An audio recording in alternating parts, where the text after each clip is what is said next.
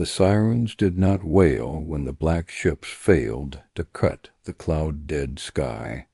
No thunder of retro burn, no knife-bright silhouette above the Hive spires, no chill shifting in the air that always made the sanctioned Psykers whisper litanies through their cracked vox grills.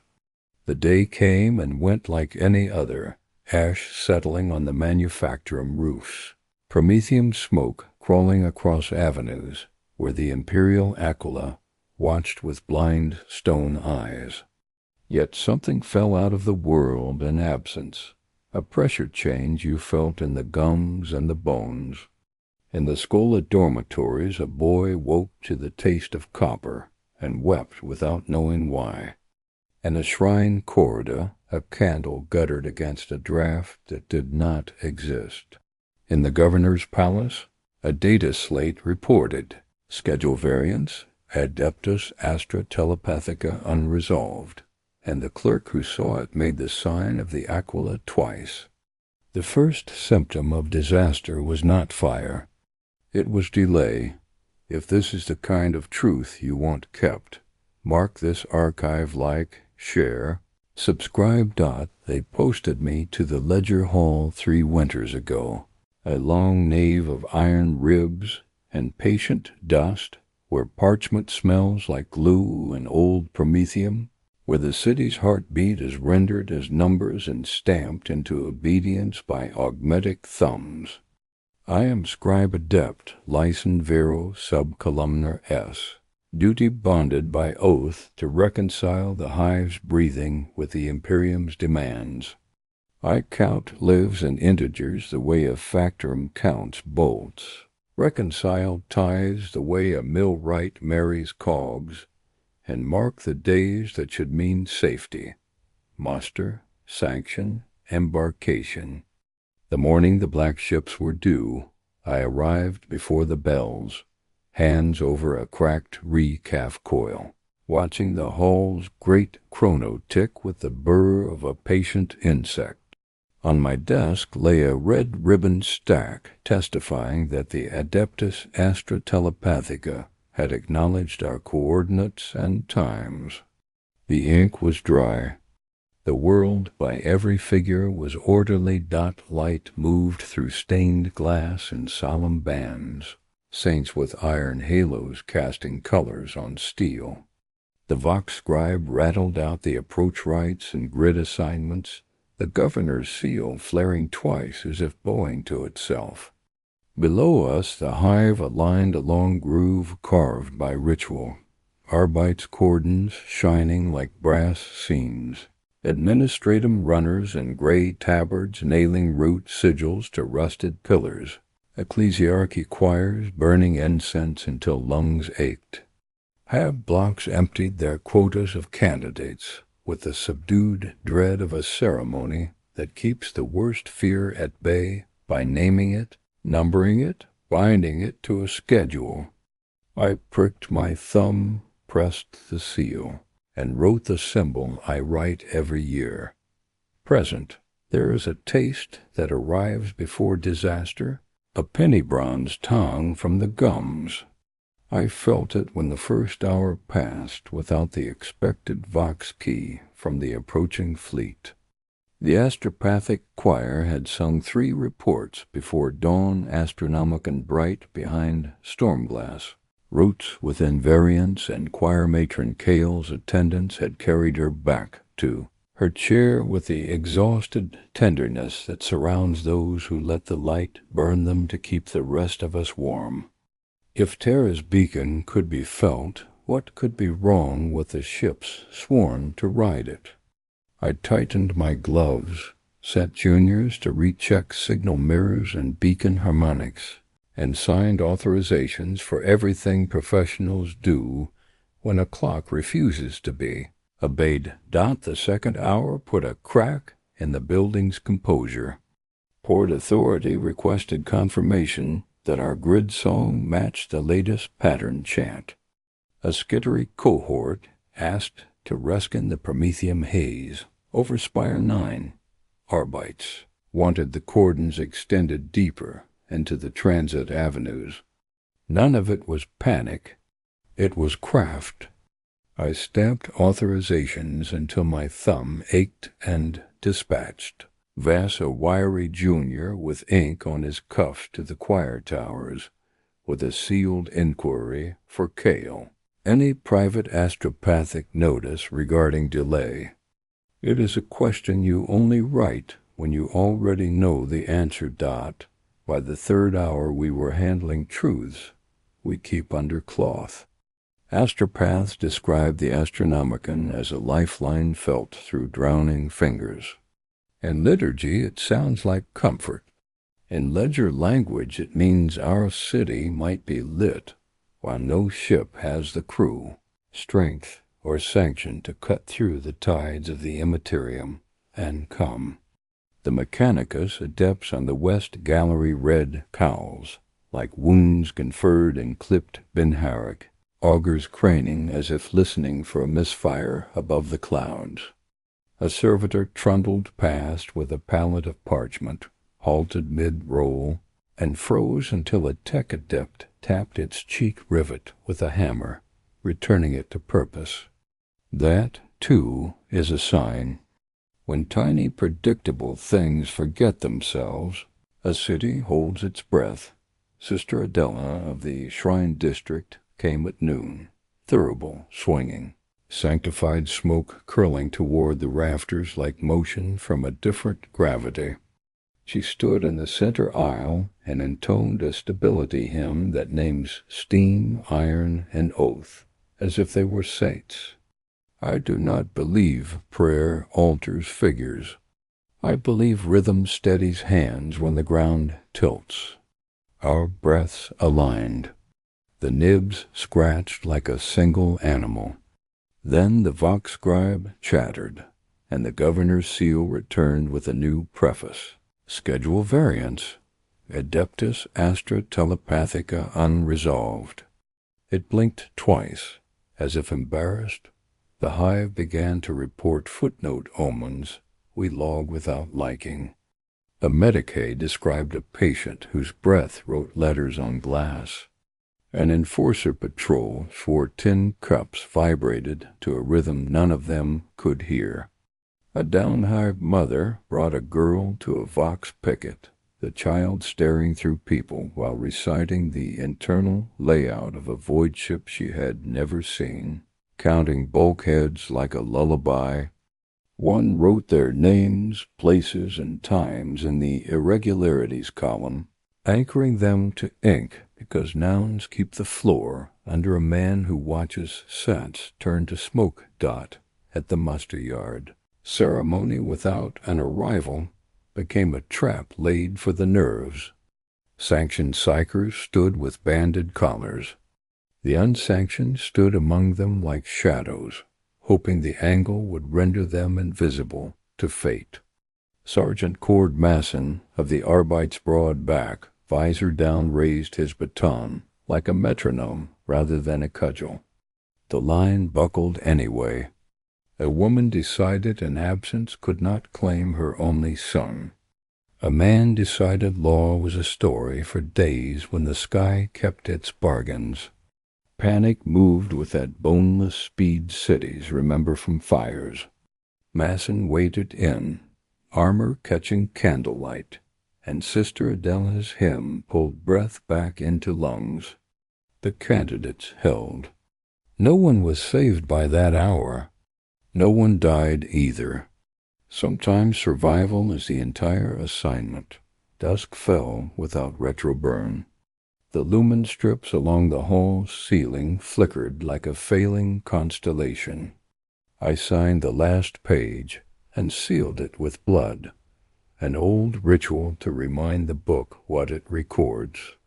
Vass returned from the choir tower, pale, breath a white edge in the cool corridor air. Matron Kale felt Tara's light, steady as a hymn. No private notice, no disturbance. Keep the muster. The boy's eyes pleaded for a different world. I told him we would keep the muster. We repeat that sentence until grammar cracks. I stepped into hive air that tasted like old coins. Promethium smoke crawled along avenues. Somewhere a servo skull whined against gravity. Somewhere a father told a child that schedules are chains you can hold. The counter hymn of rumor moved faster than we did. The black ships had been sighted, had been lost, had never existed except as a story to make dangerous children obedient. I know how to number stories. I also know when numbers fail. The cloud-dead sky offered nothing but its ignorance. I made the sign of the Aquila once, folded my hand, and listened to a city learn how long a night becomes when the sky owes you an answer dot by the second. Dawn the hall smelled of hot metal and sleepless breath. We keep lumen oil for ceremonies that overrun. We burned half before the bells. The junior scribes wrote careful, narrow hands that looked like prayers to their own pens. Mechanicus raised a column-mounted auspex near the east doors, its dish turning toward the upper hive like a flower that loves storms. A Scutarius designation in 91 Caldus stood beside it in the stillness that comes from being honed to one purpose. Galvanic rifle at parade, the power pack ticking with tiny settling noises that make a spine want to stand at attention. You measure panic in a hive by the distance between soldiers and clerks. That distance had shortened. I sat, vast at the irregularities desk beneath a cracked fresco of St. Drusus trampling a demon that looks suspiciously like a bookkeeping error. Reports arrived as if the city had begun to dream in public. A machine choir slipped from the litany of ignition into a cradle song with no human throat beneath it.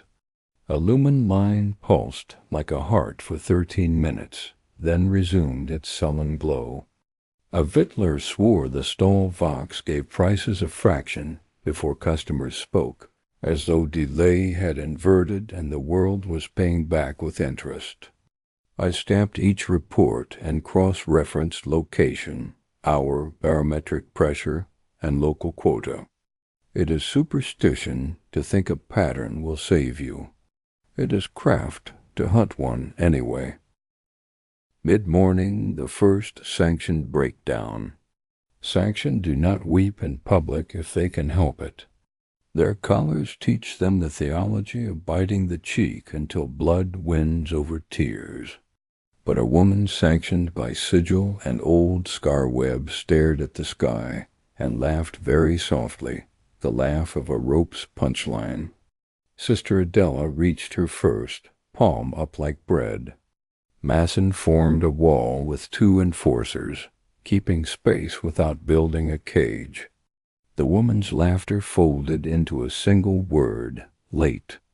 Adela marked her brow with sanctified oil and whispered a litany that binds breath to duty. The collar clicked once, obedient, waiting for a command that did not come. Collars are a way to make fear look like discipline. At 2 bells past noon, I authorized a redundancy, second choir verification of the Astronomican. Cale sent back a slate in unsteady loops, a smear of blue blood tailing the K-light steady. No message. Do not disperse. That sentence moves both the faithful and the faithless.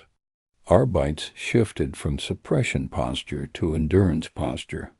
Runners rotated to conserve legs, then rotated again because urgency eats theory.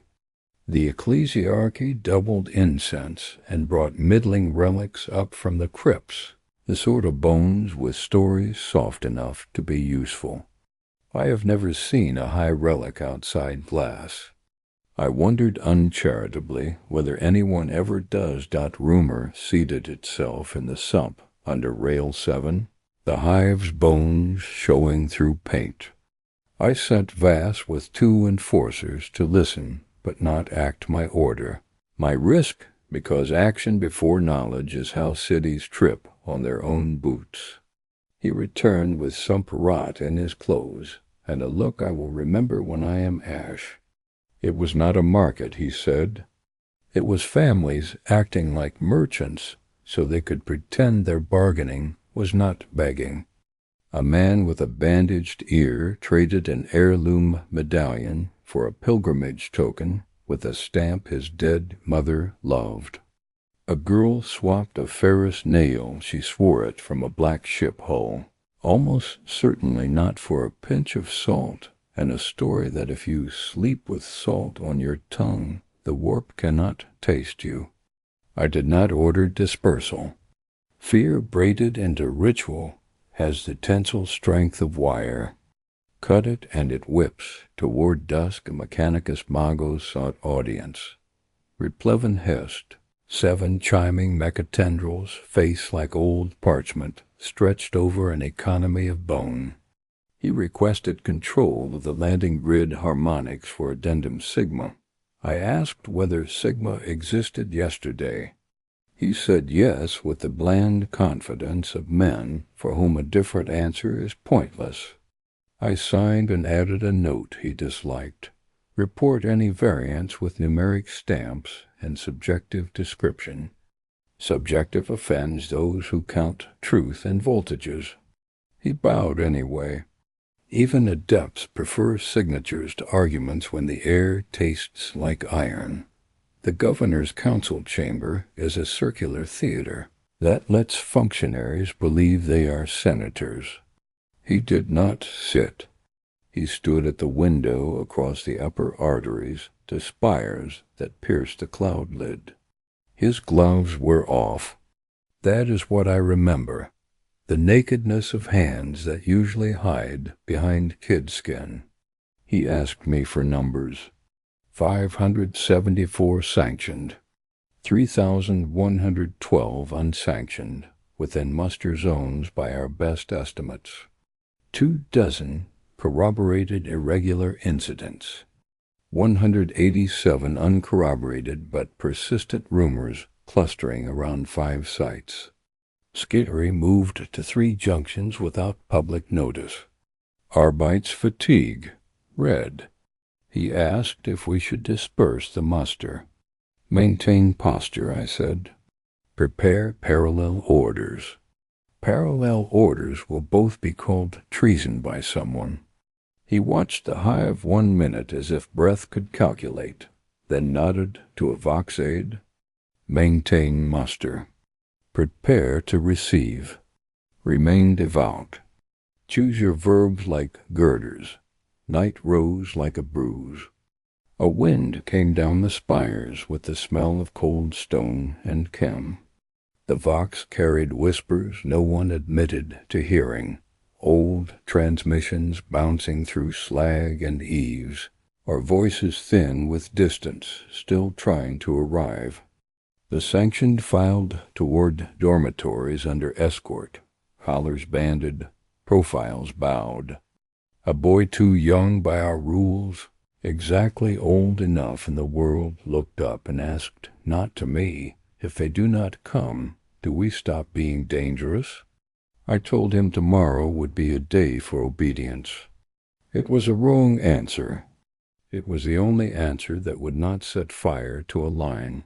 On the 3rd day the hive learned to hold its breath in pockets and corridors, queue lines where people watched one another to see whose lungs would betray them first.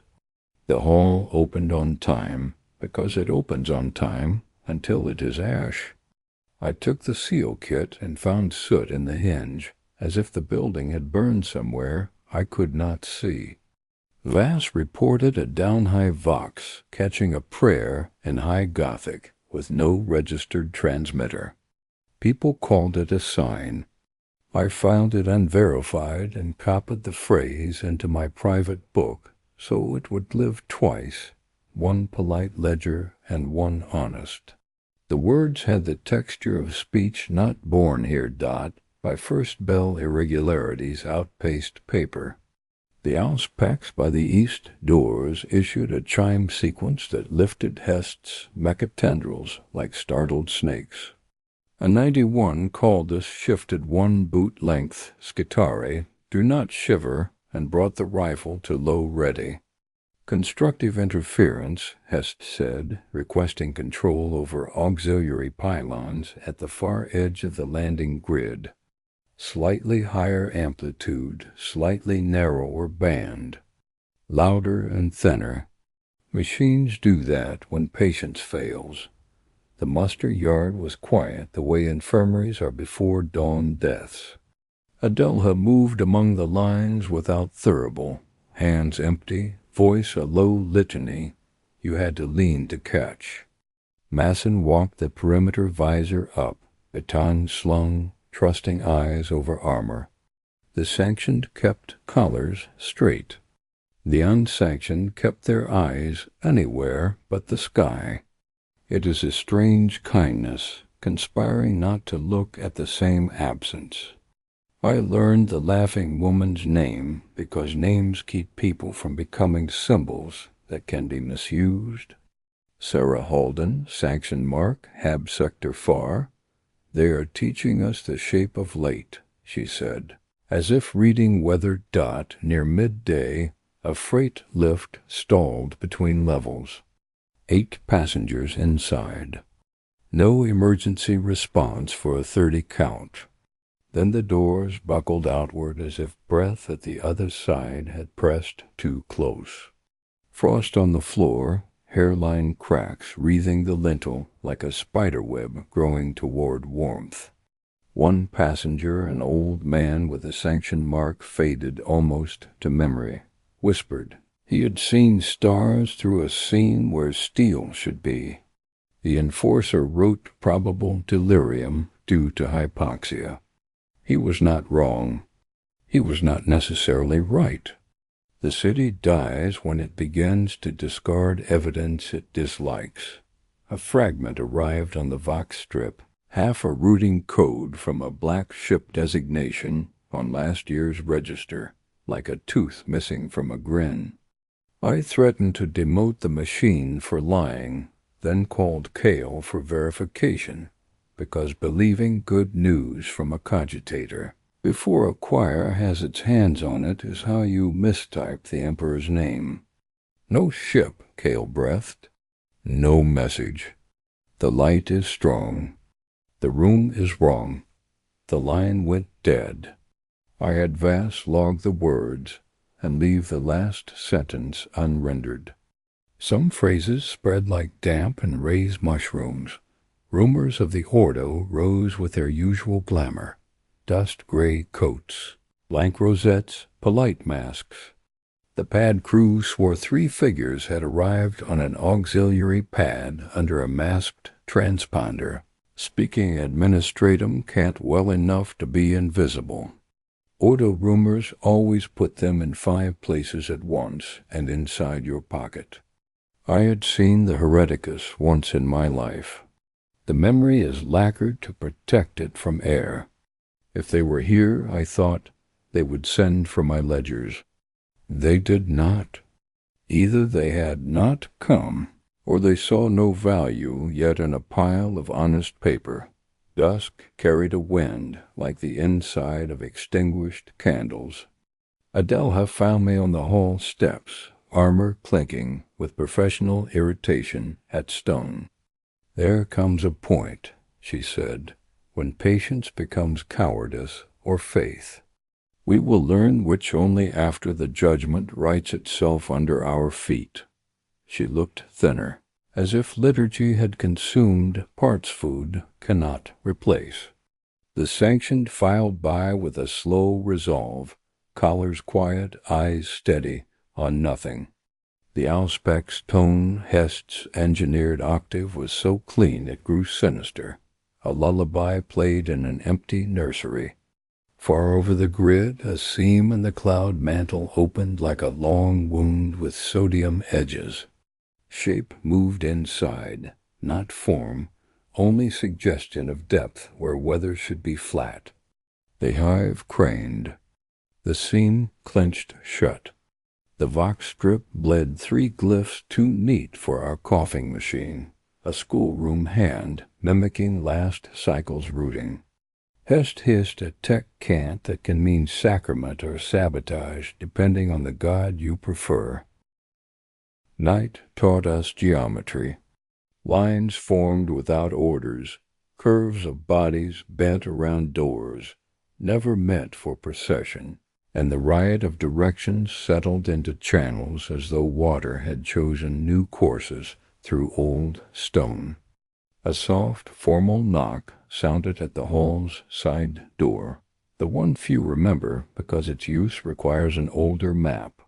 3 figures in dust gray entered Rosette's blank, bearing that courteous exhaustion particular to those permitted to ask any question. They took ledgers, copies only, asked for irregularities with provenance, acquired transcripts beyond official phrasing, and turned the pages of my private book without apology. A gloved finger rested on a line Vass had copied from a down-high vox. We see your light as a taste. No origin, no time stamp. They asked whether we had checked the purity of our seal wax, and whether any enforcer had used the word purge within a crowd's hearing. They advised continued muster, preparation for evacuation or immolation, maintained posture. At the threshold, the tallest looked up at the Hive's black lid and repeated Cale's phrase without knowing her, "The room is wrong." Then absence where men had stood. Candles rose across shrine streets at the governor's order, a patient tide of small flames moving through avenues that usually only move for sirens. Enforcers walked ahead, batons down, Arbites flanked with visors up, a lone Skitarius at the rear, like a statue that had chosen to escort its sculptors home. For a breath, the Hive remembered itself. Then the cloud seam irised above the palace, a pupil dilating to admit brightness with no source that still cast shadows as if it owned the right. Servo skulls under the eaves jittered like startled bats. The beacon song faltered and steadied. The vox strip laid down 3 perfect glyphs and a 4th crooked one, a door if you were a poet, an error if you were a priest of machines. Vass said it looked like a door. Sarah Halden rose, collar glinting, and added a second word to her litany of lateness. Choose. We did not. Not that night. The Ordo had taken copies. The governor had asked for flame. The Mechanicus had tuned purity into a note too clean for living things. The Arbites held lines with the patience of men who understand bodies are levers. The ecclesiarchy traded incense for eyes. I closed the ledger, bled onto the seal, and tasted iron. The Hive breathed. Out at the edge of the grid, a rectangle of light remembered its trick and failed to find an audience. Dawn comes. It always does. Dawn is not a verdict.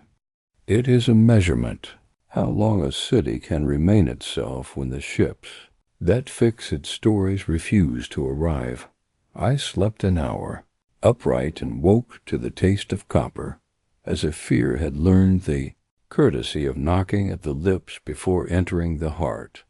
I lit a candle because lumen is for work and flame is for not being alone, scraped the rim clean with a seal knife, and watched the smoke rise with the tidy arrogance of a line in a ledger.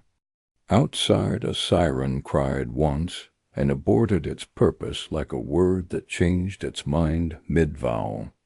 I sharpened 3 neebs because sharp tools are an argument for continuing.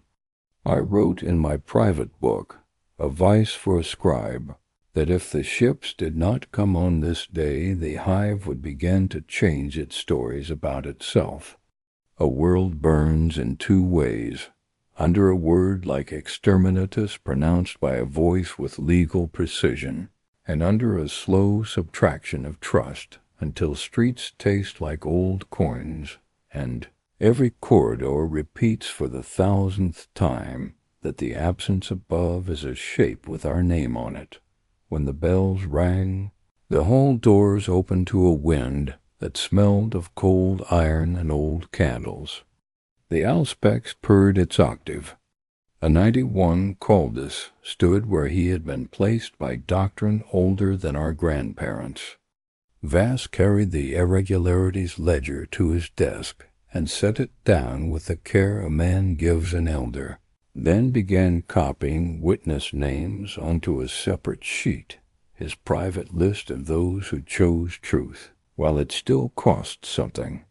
Sister Adela crossed the yard without him or Thurible, touching wrists and elbows, moving people into postures bodies could obey when minds were lost.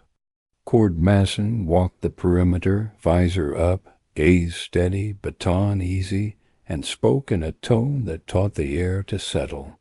Sarah Halden folded her careful hands and stared at the spires with the patience of a penitent who has outlived the service.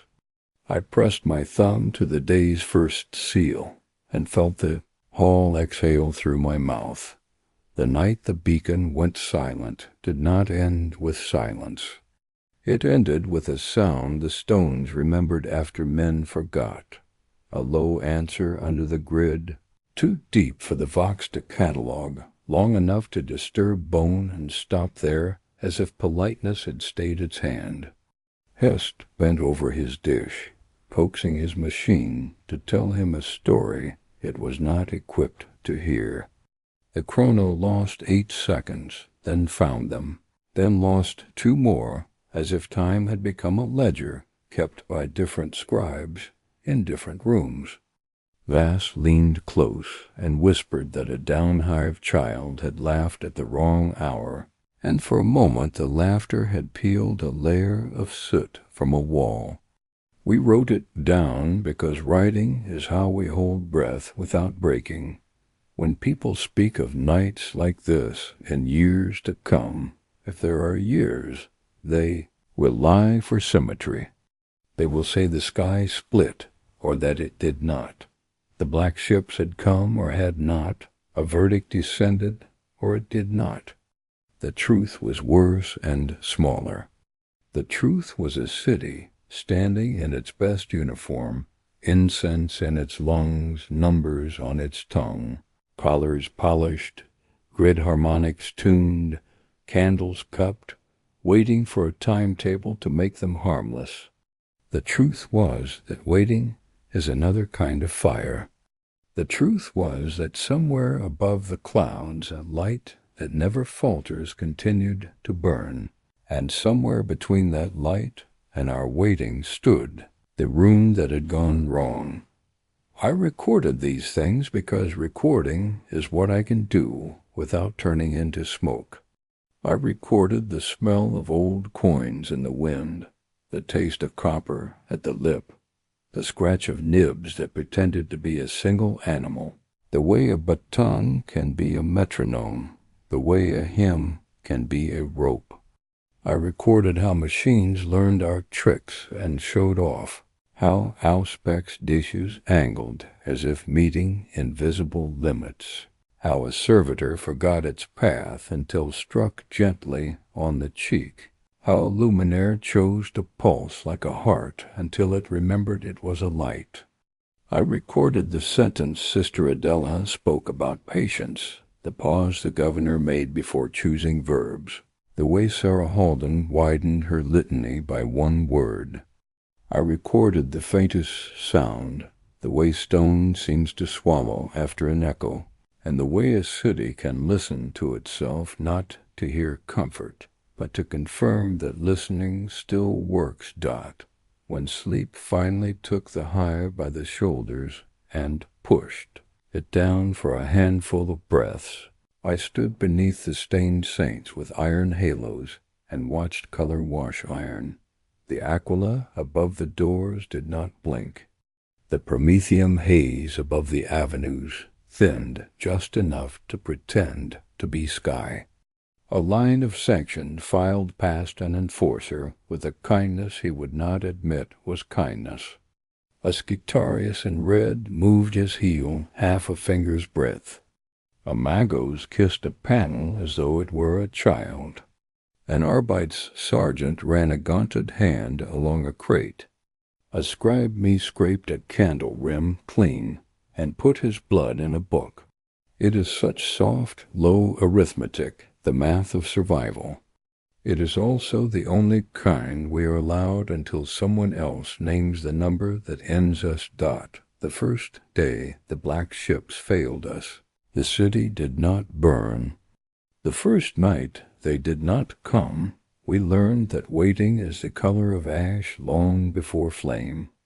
The second day taught men to hold their breath.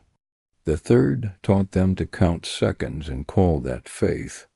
The fourth will choose what we are. I do not write prophecy. I write ledgers. But I know a pattern when it lays itself flat across a table. If the ships arrive, they will find a hive that has already changed its stories by living through their absence. If they do not, the choice will stand where Sarah Halden placed it, simple as a door, ruthless as a verdict. Late, Tuesday morning returned thin and colorless, as if the night had not ended so much as been diluted. The ledger hall's windows showed a gray that could have been cloud or smoke. The auspex at the east door purred with its engineered octave, a clean line that made everything human feel like a smudge. I signed the hole open and tasted cold iron at the back of my tongue, a taste I had begun to recognize as the building's way of breathing through my mouth. Vass was already at the irregularities desk with a stack of dockets and his private sheet for witness names. He had taken to marking a small star beside those who returned twice. He wanted, I think, to preserve the memory of people who could have kept silent and did not. No one had told him to perform that devotion. He had chosen it. The city was full of such small, deliberate acts, now unofficial litanies against drift. The first notice of the day came from the sump-edge transit loops, an enforcer patrol reporting that a tram had run its full course without drawing current. The overhead lines dark the entire time, the car moving as if pulled by a rope thrown from somewhere the map did not record. Passengers disembarked calm and dazed, hands rubbing the rails without knowing why, and the driver stood at the controls with her thumb on a dead switch, eyes wet, mouthing a childhood prayer. I wrote the time and route, the temperature and barometric pressure, the names of the driver and the two passengers who would speak there, experience as if their tongues had been trained for deposition. And I added the old habit that offends the Mechanicus. Subjective note motion felt like being remembered. By first bell, the governor's ration decree moved through the lower hive like a low tide, exposing need and residue alike. Work stops in 3 sectors had left families loitering in corridors where no one belonged during shift hours. And when the ration wagons creaked into view under enforcer escort, the scent of yeast and broth turned order into a test. Cord Masson took 2 files of enforcers and built a hallway out of bodies, shoulders braced, batons sheathed, visors up so faces could do some of the work that iron cannot. Sister Adela walked ahead of the wagons with her gauntlets off, palms open, asking for names in a voice that could have been a lullaby if you did not listen to the words. She did not offer blessings. She offered posture, and when hands shook, she guided them toward the bowls in a way that taught the wrist to behave. The ecclesiarchy has ceremonies for splendor. She had learned ceremonies for scarcity. Behind them the Scitarius and 91 Caldus marched without appearing to look, rifle held in that slightly elevated angle that means the machine promises not to speak unless spoken to. He did not frighten, not exactly. He placed a spine in the air. The second notice was blood. A medicae posted from the choir district reported a patient with ruptured capillaries around the eyes and a freezing burn at the lips, as if the breath had turned to frost inside the mouth. The woman had waked from a trance and spoken a name the medicae refused to record because it was not a name anyone in our language could carry. He wrote instead, shape pronounced like a wound. I copied his refusal into the ledger, because honesty sometimes looks like an empty line. Vass lifted his eyes at me, asking without speech whether this belonged on his private page. I nodded. He wrote the witness name and the hour, and then, in tiny script at the margin, the medicae's habit of pinching the bridge of his nose before saying he could not write the thing he had heard. The boy is building an archive of gestures. Perhaps all that will be left of us will be how we held our hands. Port Authority said, her jaw clenched tight as if to keep the message from leaking, bearing a slate stamped with 4 receipts for void clearance requests filed by private merchantmen. The requests had been denied by the Mechanicus under the clause that forbids departures while an Adeptus Astra Telepathica collection is pending. The portmaster wanted the clause rescinded under governor's seal. He wanted to offload unreliable cargo in orbit before gravity and rumor made it unprofitable. The Magos Replevin Hest lodged counter-protest in Benhuric and High Gothic both, the polite ferocity of a priest whose liturgy had been written long before these men were born. The governor sent back a compromise that looked like a verdict written in sugar. One freighter permitted to lift under full right and oath, not to leave system but to drift to a safe watch orbit with a garrison detachment aboard. The right alone would take half a day. Hest agreed with the stiffness of a man accused of mercy. I watched the right begin from the hall threshold, because part of a scribe's loyalty is to stand where the numbers leave off. The Mechanicus lit the gantry lamps as if waking a shrine, and a choir of latex intoned the litany of ignition with special attention paid to the lines that name seals, gaskets, and the sanctity of vacuum. The freighter's hull showed its history in scorch arcs and patched plates, a scarred pilgrim making a last attempt at piety. The auspex octave rose a hair, the difference between obedience and supplication. Hest's mechatendrils moved in careful arcs over a console, gentle not from affection, but from the respect a physician gives a body he intends to cut. Caldus took position in the shadow of a pylon and became stone again. I could not see his eyes behind the lens. I imagined them moving in that machine-gifted economy that notes and files without fear or fatigue. I was jealous of that discipline and hated myself for the envy. While the rites worked, the Hive suffered the slow kinds of breakage that do not make noise. Vox lines began to cross in ways we could not quantify. A sanctioned register at the muster yard displayed dates in 2 columns that disagreed by a day and a half, as if the machine were keeping 2 calendars at once, one for obedience, one for the room that had gone wrong. A Hab stairwell produced a scent of meadow grass after a door at the far end opened and closed. 3 children ran down to look for a thing they had never known to seek. A canteen pan boiled without flame. A factorum floor manager reported 6 men halting in the same motion, heads turning toward the same blank wall, as if a picture had hung there in their childhoods and only just been remembered. None of these events alone can convict a city.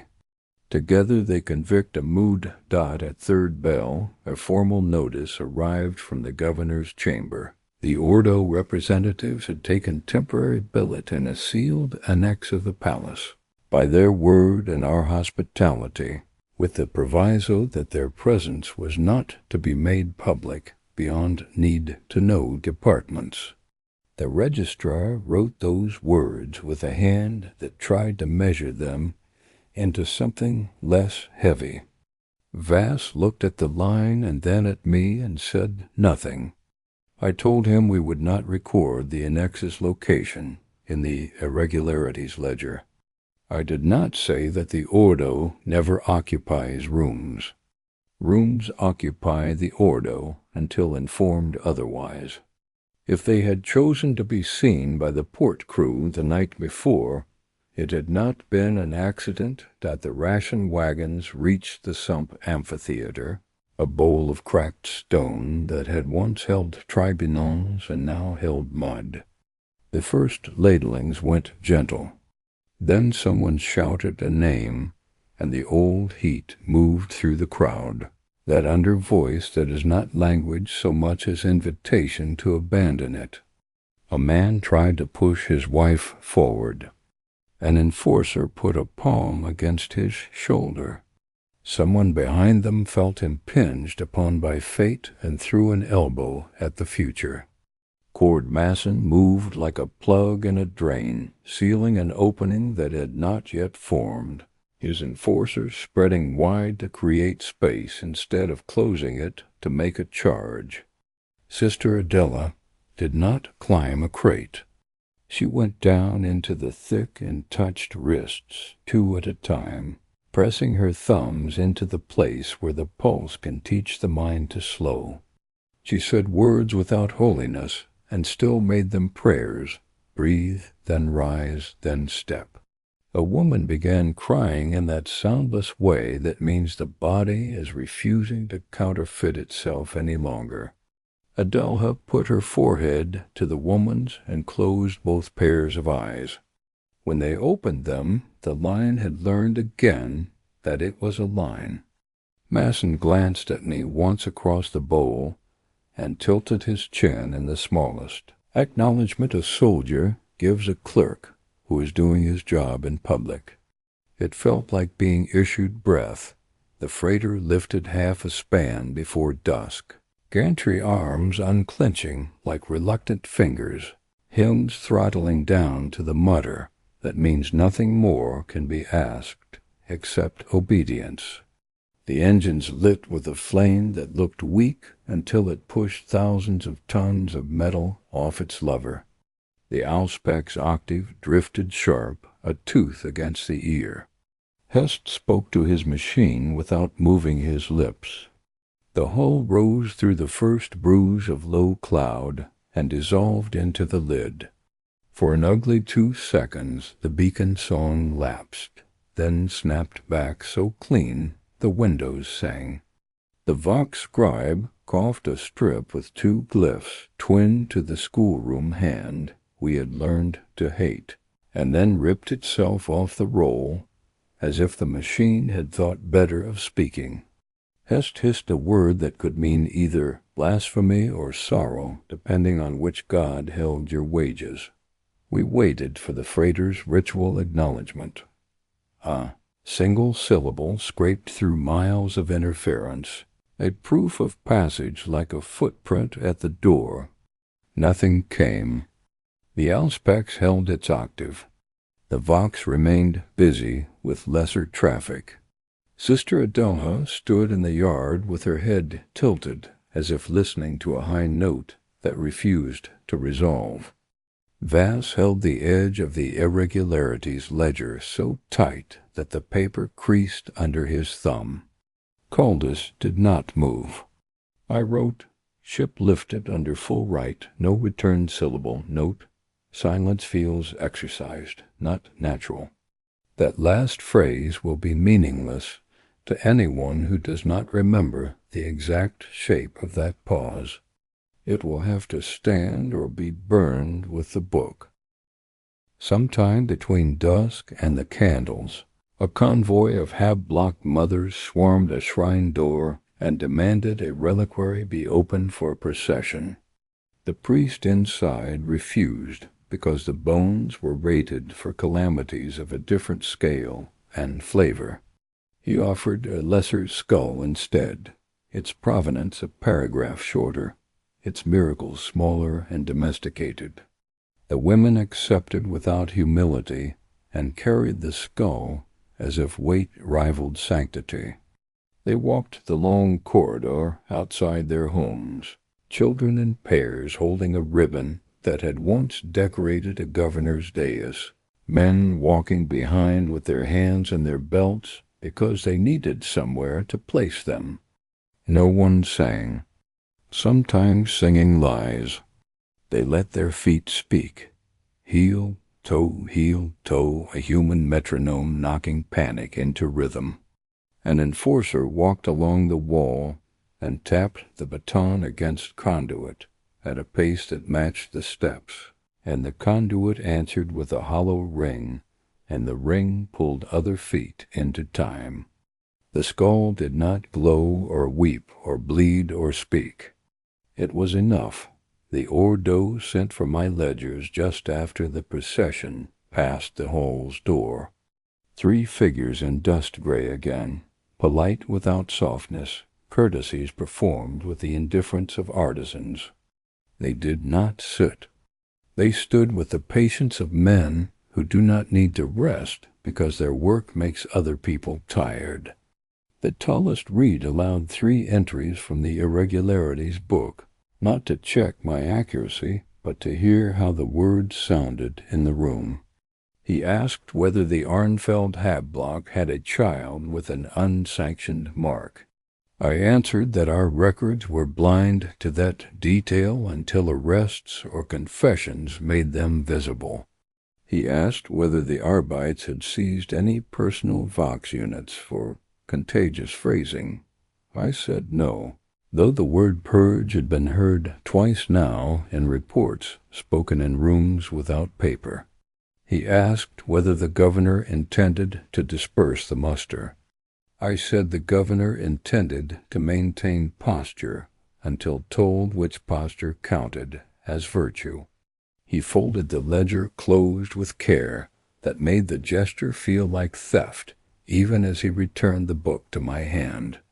"Continue," he said, and I could not tell if he was speaking to me, to the city, or to the night dot by last bell. The day's exhaustion began to lift up the edges of the hive like a pair of fingers testing fabric for tear. Men laughed too loud at jokes no one had finished. Women went silent in mid-sentence and stared at hands as if remembering rings they had pawned years ago. The auspex octave developed a shimmer, the harmonics that a musician hears as promise and an engineer hears as feedback. Hest adjusted the beacon pylons by a measure too small for paper and too large for superstition. A patch of sky over the eastern manufactorum, where the rectangle had bruised the cloud the night before, paled to a color I do not have a name for, like old milk in a pewter cup. Caldus turned his head precisely that much. The Vox printed one perfect, solitary glyph, clean as a blade. It looked like a hinge. The hinge opened in the sump before it opened in the sky.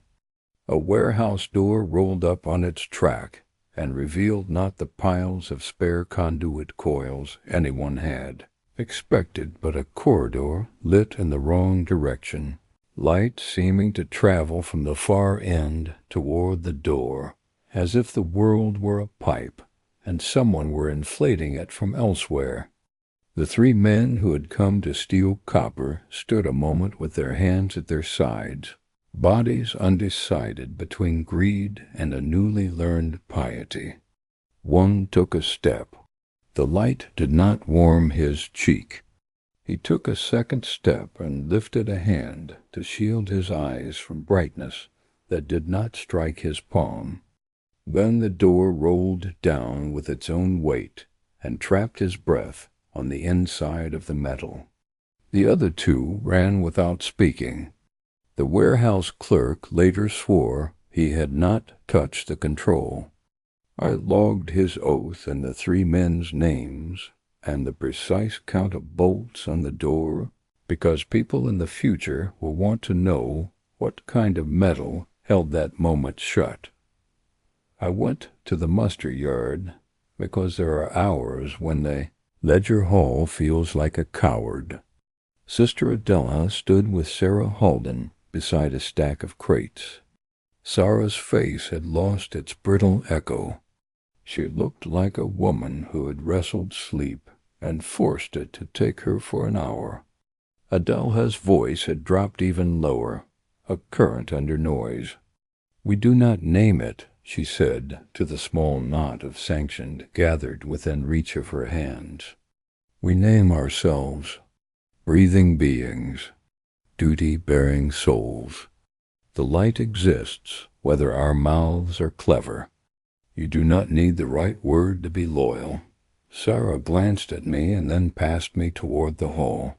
"Are the numbers still behaving?" She asked. "Numbers obey until they do not," I said. "When they cease to obey, we write them twice and look for a third copy later." She smiled with that weary amusement that people use when no one in the conversation is allowed to be new at the world.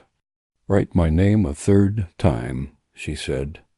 "If we burn, I should like to be legible." I returned to the threshold and found Vass asleep sitting up, his forearms crossed over the irregularities ledger, breath moving the page in a patient swell, as if the city had finally found a quiet space and borrowed him for a model. I should have woken him. Instead, I watched the way his fingers twitched as if he were counting in a dream. Outside, the candle processions made long parentheses of light around the shrine district, and the wind dragged smoke along the avenues like old rules across fresh nerves. The auspex octave thinned until it seemed it might cut the ears that listened. It did not falter, not quite. It became something like a wire strung too tight. The last report of the night came from the choir tower. Cale had taken herself down from the throne chair where they cradled the blind and sat on the floor, knees tucked, palms flat, as if acknowledgment of the stone's reality could argue with whatever was happening to the room. She told her novice to write that the Astronomican shone steady as a sun behind storm glass, and that no message had crossed the choir, and that if anyone asked after her health, they were to be told she had taken broth and would take more when the next rite allowed. Then she said a sentence the novice had difficulty recording because it changed as she spoke it. "We can feel them if they exist, and we can feel their not existing, but we cannot feel a thing that exists and does not exist at once." The novice wrote 3 versions. I logged all of them and wrote a 4th in my private book. The light does not argue. The room does. The slow unraveling does not present as a scream. It presents as a change in the verbs people use. Today men said hold rather than wait, breathe rather than pray, count rather than hope. The Arbites learned to make space instead of closing it. The ecclesiarchy learned to touch skins instead of swinging censers. The Mechanicus polished a note until it turned from music into wire. The Ordo learned the shape of our handwriting and asked whether our wax was pure. The governor learned to choose verbs like girders and to wear his gloves for decisions and take them off for remorse. A scribe learned to write his city twice and hide one copy in a book no one had authorized. A boy learned to mark stars beside the names of witnesses. A sanctioned woman learned to make a second word from late. The Hive learned the taste of old coins and the smell of candles that had burned too long. We learned, above all, that absence is not empty. It is busy. I closed the ledger at a late hour with the particular care a man gives a door he fears will open the wrong way if he shuts it too hard. The seal took blood easily. The thumb has learned to oblige. The candle had guttered down and drowned itself again. I cut it free with the knife and left the wick standing like a tiny black banner against white ruin. I stood under the stained saints and watched the glass forget color. The auspex sang. The city breathed. Somewhere a child laughed in a corridor, a pure sound that stripped soot from a wall and left the stone surprised at its own pallor. The freighter did not speak. The sky did not either. The room answered, and its answer had the shape of a hinge. If a chapter must end, then let it end on the image that taught the lesson. The corridor of light behind the warehouse door had run toward us and then stopped. The door had shut. The men had fled. The clerk had sworn. In the morning, the Arbites would demand to know which lever had been moved. The Mechanicus would demand to know which voltage had spiked. The Ordo would demand to know which mind had snapped. Each would write a sentence that satisfied its god. My sentence would be smaller and more dangerous. We are being invited to learn a new grammar for waiting. The old grammar has failed. Tomorrow the Hive will wake to find its nouns have shifted, and we will choose whether to pretend not to notice. And if the black ships still refuse us, then the ledger will begin to write what numbers fear, that a city can remain itself while its verbs change, but not forever. The day that made the city flinch began without theater. Gray bled over the Hive like watered ash. Prometheum smoke rested on the avenues and ropes. The ledger hall's stained saints forgot their colors and looked like iron men buried behind glass. I signed the hall open and felt the seal bite just deep enough to confirm I still had blood to barter. The auspex purred in its engineered octave beside the east doors. Too clean for human work, the sound of bright wire strung through a room of tired lungs. Vass arrived with his satchel and the stubborn posture of a youth who has decided endurance is a vocation. He set the irregularities ledger down as one sets down a sleeping child and showed me. Without words, a thumb stained the sickly blue of choir ink. He had carried broth to Matron Kale before dawn. He had been admitted to the threshold of the tower and seen how the blind clasped one another's wrists before seating themselves beneath the throne chair, as if flesh could lash the mind to a mast. He had not slept, and he had chosen to join the day anyway. I made a note beside his name in my small private list, because faithful witnesses are as rare as accurate clocks and worth cataloging. While they still breathe, the first docket of the morning bore the cheap starch smell of the sump. A clerk from Transit Loop 3 had written with charming orthography that a maintenance gang found a section of overhead line warm to the touch, despite being cut from power for 2 days. Like it remembered current, he said to the enforcer who took his statement, and wouldn't desist. I logged the temperature, humidity, and hour, and added the phrase a line warmed by absence. The Mechanicus would hate this sentence. I felt obliged to keep it. The second docket came stamped with the hasty seal of a Hab stairwell patrol. 3 children had claimed a door at the far landing opened onto a field full of long grass with combed wind, lines, and a large bird turning once, twice, 3 times with the slowness of an honest clock. The patrol wrote it up as mischief. Their handwriting trembled, a confession the ink made without their consent. I set the paper under a weight and took a breath that tasted of coins. Cord Masson met me on the hall steps at first bell, visor up, lines pressed into his face by a night of helmets and courtesy. He asked for an additional 12 enforcers to manage the ration wagons at the sub-amphitheater. He did not request cudgels be blessed, nor that the Arbites seal the upper corridors. He asked only for bodies to be turned into walls that knew the difference between stopping and punishing.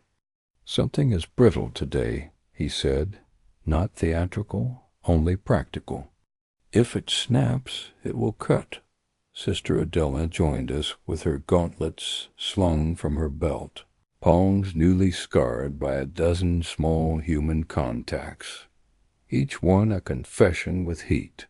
She said nothing at first, then spoke as if measuring each syllable against the weight of silence. "We have taught the crowd to hold. We have not taught the room to allow holding. That mismatch is where harm enters." I wrote the sentence down, not because administratum doctrine has a place for it, but because I wanted proof that such knowledge was once spoken aloud in my hearing. The rites at the grid sang like knives. Magos Replevin Hest, sleepless in the way of machines, moved his mechatendrils in schematic arcs above a console whose surface had been polished to the cleanliness of confession. The beacon pylons gave off a halo of fretful ion shimmer, better seen in the corner of the eye than straight on, as if the air refused to put its trembling on the record. A 91 Caldus stood below a lamp that beat its lumen in a soldier's pulse, galvanic rifle held at the angle that says the machine and the man have decided to be mannerly so long as the world reciprocates. Hest had introduced a slight compensation into the harmonics that made the auspex's octave ride just sharp of comfortable. Even from the hall threshold I felt the note sanding the inside of my ears. I signed authorization for a second choir verification at 2 bells and set Vass to carry the message because he had already descended into that tower's air and survived. The Hive gathered its muscles for the ration wagons with the same complicated decency as the day before, and it would have worked again if the world had not decided that this was the morning to practice being 2 things at once. The first bowl was ladled into small hands. A woman told a child to breathe and count the knuckles of her own fingers before lifting the spoon. An enforcer kept cadence against conduit, with a baton as soft as a metronome. Then a noise moved across the amphitheater in the way certain sounds do, not as wave but as permission. Someone sobbed at the wrong pitch, and a man 2 lines back recognized the key because grief runs scales the way a soldier drills steps. He pushed. A second man stepped where the first had left room because forgetting is a contagion. Masson reached for the place where disorder breathes first. He was too far. A woman raised her shoulders and shouted a name as if it were a map. The name threw itself into the space where the wagon's wheel met stone and became a lever. Someone screamed, "Witch!" There are words that are not language so much as lit fire. Which is one. The air took it up like dry tinder. Masson's enforcers did what trained men do when the crowd mistakes proximity for attack. They went wide, not tight, bodies forbidding compression, hands open, palms against shoulder blades in firm, unhurried pressure that speaks to the animal in a man and says you are not being hunted. Sister Adela walked straight into the axis of the push and put her forehead against a youth's sternum. He could not continue forward without head-butting a woman whose hair smelled like incense and sweat and stewed lentils. He stalled, and a stall is a kind of victory. Someone's elbow struck an old man's ribs. He went down without ceremony. The people at his edges permitted him to fall, and then, ashamed of their permission, made a space and picked him up with the touch of citizens who have remembered that they are not alone. I felt the surge in my kneecaps and thought of doors for no reason at all. That was the spark. The powder lay elsewhere, as it always does, layered through 1,000 days of decent work and lesser sins. The first glyph came through the Vox scribe at that precise moment, printed in the schoolroom hand we had learned to hate. It was alone, centered, and so clean, it felt like an insult to machines. Vass returned from the choir tower as the strip crawled across the receiver's lip, breath catching at the edge of his throat, as if the stairwell had been longer than the building. He saw the glyph and did not pretend not to see it. He went to the irregularities desk and recorded the time, the letterings, and his own pulse rate, because that is what a boy does when he is training himself to be a tool in a world full of indistinct shapes. "Cale says the light is bright," he said, voice athread. "She says the room answers the same sentence with 2 different mouths." I shifted the strip aside and wrote under it in my private book, "The counterfeit has learned our pauses." A group of factorum men with belts full of tools and an honest exhaustion walked into the hall without waiting for an usher. They smelled like oil and duty. Their foreman used the tone of address he might apply to a stubborn machine that has just injured a friend. "We want to sign," he said. "We want to put names to paper that say if a call is ordered, it is done by hunger, not by hands." I told him the administratum had no form for such a petition. He said that was why he had brought a stylus. Behind him, a boy barely 16 ran a finger along the hall's sandstone like a pilgrim touching a relic he does not believe in, but does not dare insult. I wrote a line on fresh parchment and did not title it. The men wrote their names between grease and dust.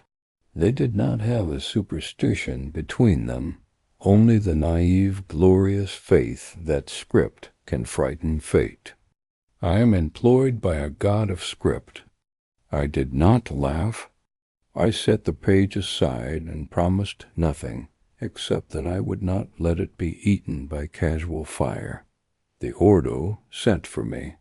The palace annex they had requisitioned smelled of varnish and tense fabric, a room that had previously believed itself immune to weather. 3 figures in dust gray stood around a table with a map of the Hive etched on its surface and marked by the sort of discreet brass pins that reduce human events to coordinates. The tallest held a pair of gloves loosely in one hand, not wearing them, merely reminding us both that there exists a category of work during which a man prefers to keep his skin a secret. He asked me to recount aloud and without reference to paper every line of the irregularities book from the last 6 hours, omitting nothing and embellishing nothing. I did as asked, finding to my disquiet that the sentences had etched themselves into the bones of my tongue. He asked whether the Arbites had taken custody of any unsanctioned children. I said no. The Arbites had learned that custody is a spark, not a bomb. He asked whether the Mechanicus had requested control of any shrine bell housings. I said not yet. Hest understands that ringing order at a void's edge is the same as naming it, and he is not reckless with names. He asked whether the governor had written a call order and burned it. I said if the governor had written such a paper and burned it, the ash would be on his cuffs, and a child would have noticed. He neither smiled nor frowned. He said the word immolation with professional coolness and placed a pin on the amphitheater. Then he removed the pin and mused that sometimes withdrawing an option is the only way to make men tell you which option they actually intended to use. He dismissed me with the courtesy one would offer a utensil placed back in a drawer, clean and without nicks. On the way down from the palace, I met the governor on the stair, gloves on again, mouth arranged into the expression of a man staging the moral arithmetic he expects the day to require. He asked how the city felt. Not what it did, how it felt. I told him the Hive had learned an important verb and was now trying to conjugate it. Hold. He asked if the word would last. I said that depended on whether the room ceased correcting us. He looked past my shoulder toward a window where a sliver of sky wore the color of military cloth boiled too long. He said the ration wagons would continue. He said no dispersal would be ordered. He said the muster would be maintained because posture is meaning when nothing else is. I watched his mouth and saw, for a fraction, the ask after absolution that passes through the face of a leader who knows no one is authorized to grant it. He did not ask it aloud. He is not weak, only human. The second spark did not look like a spark. It looked like a shutter opening and closing against a wind that does not exist. The rectangle of light that had woken above the manufactorum the night before irised again, less like a wound and more like a pupil, a dark logic widening to admit instruction. The auspex's pure note developed a tremor that Hest pretended not to hear. Cultus tilted his head, the finger width a man is permitted by doctrine while still claiming to be stone. On the vox scribe, two glyphs appeared in the same precise hand, then a third drawn crooked as if written by someone riding a lift that had not decided whether to descend. The third was not on any routing table. It looked like a knotted thread, meaningless and domestic, until you consider what happens when a thread like that is pulled dot in the sump. A group of men who had gathered to share smokes after shift felt the corridor's air tilt, not cooler or warmer, only in a direction. A tin cup rolled up slope without an incline. One of them, a quiet sort with a scar that read like a well-stapled page, laughed once because his nerves had misfired. His friend saw the laugh as license and shouted, more bravado than command, that it was all a trick for quotas, and that no ship had ever come except to feed a ledger. It would have ended as sound if a child had not chosen that exact second to run across the threshold with a string of candles stolen from a shrine and crying, with the absolute conviction of a mind that does not know irony, that she was making a new sun. The candles guttered and flared in a draught that was not wind. Wax slopped across the child's wrist. The man with bravado reached to seize her and was intercepted by the old scarred one who had never raised a hand in public. The blow was clumsy and earnest and did what clumsy, earnest blows do in tight quarters. It turned a lesson into a verdict.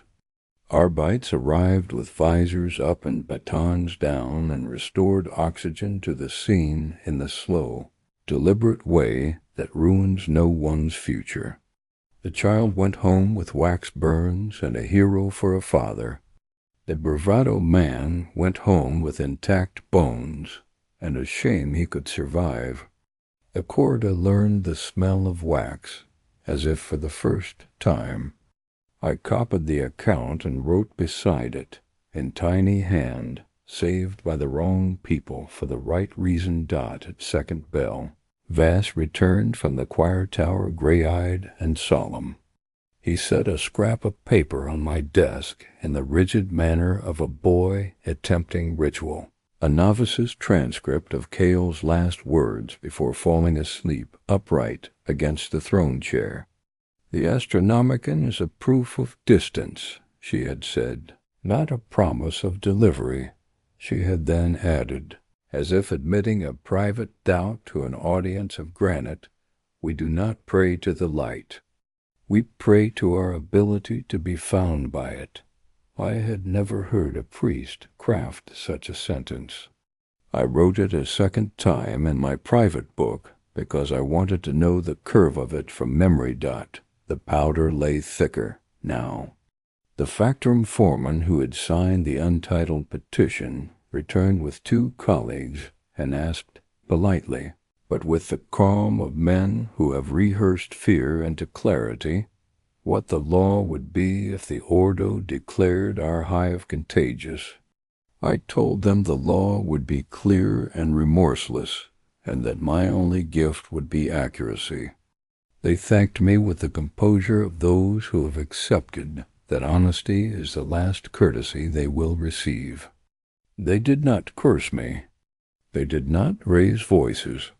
They went back to work because work is the only liturgy an unbeliever can perform without lying. I watched them leave and envied their certainty. It is a luxury to be sure you are doomed. Sister Adela asked for my company to the Sump Amphitheater at mid-shift. She did not require a scribe. She wanted a witness who could still spell regret. The wagons had completed 2 circuits without incident. The 3rd required prayer in the practical mode. A woman in the line, hair braided with the care of pride even in disaster, began to shake in the settled way that says the body has decided to describe a truth the mouth will not. Adele had touched her wrist and felt, in that secret language of pulse and heat, the opening of a door none of us wanted open. "Walk with me," she told the woman. They walked, slow, parallel to the line, feet telling the nervous system a story, better than any sentence. Adelha breathed in a rhythm older than ecclesiarchy and younger than blood. The woman's tremor diminished. The door shut. They returned to the bowl and took broth. We performed no miracle. We stole a moment back from a room that had begun to feel entitled. I wrote the woman's name in Vass's private list with a small star and the word returned, because eventually we will forget who did not dot. In the upper hive, the governor presented himself at a window and allowed himself to be visible. He did not speak. The glass was thick, and his presence was theater. The hive saw him and remembered that it had a head. He put his hand against the pane. It fogged in the shape of fingers. He kept it there long enough for us to read the 5 marks as an argument that skin still wins against weather.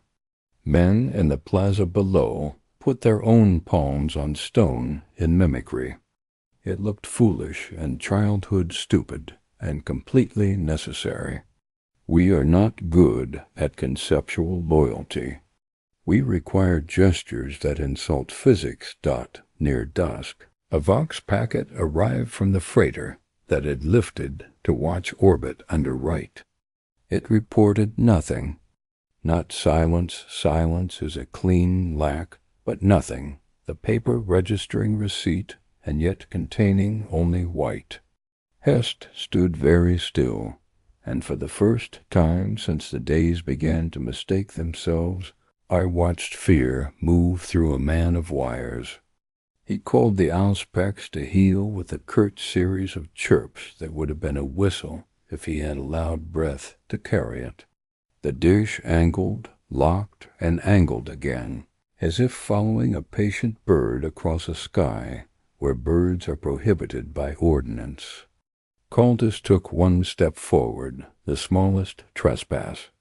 Cord Masson appeared at the edge of the grid with a dozen enforcers and simply stood, as if recruiting his bulk to the side of the argument that kept machines on our team.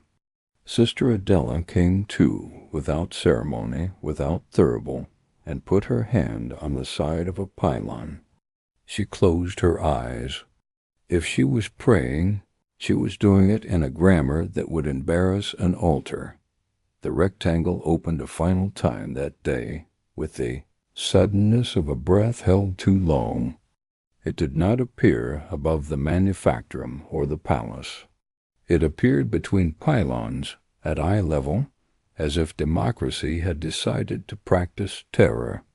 It was no bigger than a hab door. It glowed without heat. It did not illuminate our faces. It made our faces seem less instructed by light than by a memory of it. The auspex tone climbed half a semitone, unbearably polite, like a cough in a cathedral. The air became extremely interested in the edges of things. A woman's hair lifted as if her skull had become the mouth of a cave. Vass stepped toward me without choosing to, and put his shoulder against my elbow, as if to keep the two of us from answering different laws. Sarah Halden, standing a dozen meters away, raised her chin and, for the first time since I had learned her name, did not say late. She said very quietly, "Oh." The rectangle folded into itself the way paper folds when a careful child learns a trick and cannot stop showing it. It left no scent, no residue, no sound you could tape to a docket. A black scorch 3 fingers long remained on stone. It did not smoke. Hest crouched, each tendon and cable in argument against his own curiosity, and extended a tool with an inhuman delicacy. He did not touch the mark. He let the tool taste the air above it. He read a value and did not say it aloud. Caldus' rifle muzzle tracked a slow arc, as if following a shape the rest of us had failed to be introduced to. Masson lifted his baton half a hand's width and put it down again, a benediction of restraint applied to no one in particular. Adelha opened her eyes and exhaled like a woman who had been forcing breath to be a friend. I wrote, "The world demonstrated a door," and waited to see whether we had learned to knock dot the powder used the demonstration as provenance. In 3 corridors near the amphitheater, the word purge found mouths willing to loan it air. A woman repeated it because she wanted to feel like someone who had decided something. A man repeated it because he wanted to belong to a choice. A child repeated it because grown mouths had given the noise a rhythm. Arbites swept those corridors with visors up and batons down, stubborn as metronomes, and replaced the word with other words that have the same number of letters and less appetite. Hold, walk, breathe. Sister Adela made a circuit of 3 shrines in an hour, and in each took the bell's ropes and laid them on the floor like snakes asleep. You could feel the sound of not ringing as a pressure on the gums. The absence of ceremony is also a rite. That night the ordo sent to the hall a curt slip with 2 sentences that acknowledged receipt of my ledgers and pronounced, with the dryness of a bone being weighed, that no order of immolation or evacuation had been issued, and that until such time as a verdict arrived, the city would maintain muster, preserve ration discipline, restrict gathering to purpose not authorized by Arbites, and keep candles lit in shrine streets at the top of each hour. I read the slip and heard a mind that had decided to spend a day learning how long a population could obey without an answer. I filed the paper and could not resist writing in my private book a line that would get me promoted to ash if ever found. We are an experiment. I walked the hall's upper gallery at last bell and listened for the sound that the stones had begun to keep. It is hard to render in language the sensation of a building holding breath with you. The chandelier's wicks gave off that exhausted sweetness that only cheap tallow confesses at the end of a day. The auspex wire held.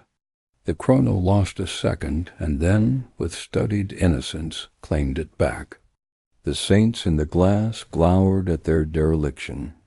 Vass slept sitting up for the second time in 2 days, head bowed over names he had chosen to save. I placed a scrap of cloth beneath his cheek, because ink will leave marks on skin that outlast shrapnel. I did not want him discoverable by the page longer than necessary dot at the very end, when all paper had been bullied into neatness for the illusion of mastery, and my thumb had been made clean for the second sealing by passing through flame. A thing happened so small that I will be accused of poetry for naming it. The candle I had trimmed with a seal knife earlier, the one that had drowned twice and been raised twice, burned at a posture I recognized as apology.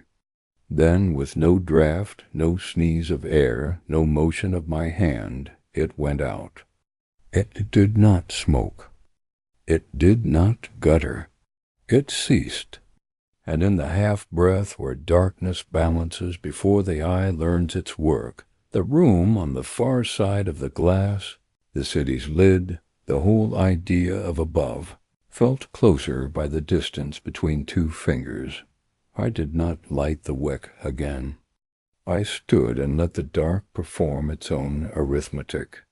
The powder was everywhere now, in the ration bowls where small hands learned to hold, in the collars whose obedience had become a prayer spoken on the wrong frequency, in the auspex's polite insistence that a clean note can be purer than truth, in the ordo's patient experiment, in the governor's gloved verbs, in the Arbites' visors lifted for witness, in the Mechanicus' measured refusal to touch a scorch, in a Scitarius' permitted finger width of motion, in a boy's private list of names, in a scribe's private book of sentences not fit for audit, in a sanctioned woman's single syllable of comprehension, in a city's remembered ability to put a palm to stone and fog a window with proof. The spark would not be a scream. It had been already a child calling a clutch of candles a new sun, and a corridor learning a hinge, and a rectangle of instruction folding into itself like paper in careful hands. When the proper name for what was happening finally arrived in a mouth allowed to pronounce it, I suspected it would not sound like a verdict. It would sound like a door. I sealed the day with blood, set the ledger spine up the way a man stables a tired animal, and stepped into the night that was already on the inside of my eyelids. The hive breathed. The auspex sang. The room listened. The black ships did not come. The city did not burn. The powder settled in a soft layer on every surface a hand could touch. The spark waited, polite as a dinner guest with a dangerous gift, for someone to remember how to unwrap it. Dawn arrived like a ledger struck through and rewritten on the same line. the gray of it palimpsesting yesterday into something both present and denied. The Hive wore its fatigue openly now. Men tied boots by habit and not by hope. Women braided hair with the same concentration they once spent on prayer. Children learned a new game that consisted of standing very still and counting to numbers larger than they knew how to name. The ledger hall opened to a breath that tasted of iron filings and tallow. I pressed my thumb to the seal and watched the small bead of blood rise a fraction slower than it should, as if time itself had learned to conserve. The auspex on the east doors gave its clean, priestly octave. The note Hest had polished thin enough to cut, and a 9-1.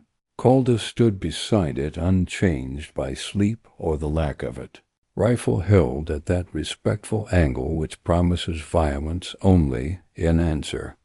Vass laid the irregularities ledger on his desk as if setting down a newborn, then slipped his private list of witness names between the pages and tapped the spine twice, a superstition acquired yesterday and already indispensable. Sister Adela arrived without censor, gauntlets buckled at her belt, eyes carrying the glint that appears in metal after the smith has quenched it and found it did not crack.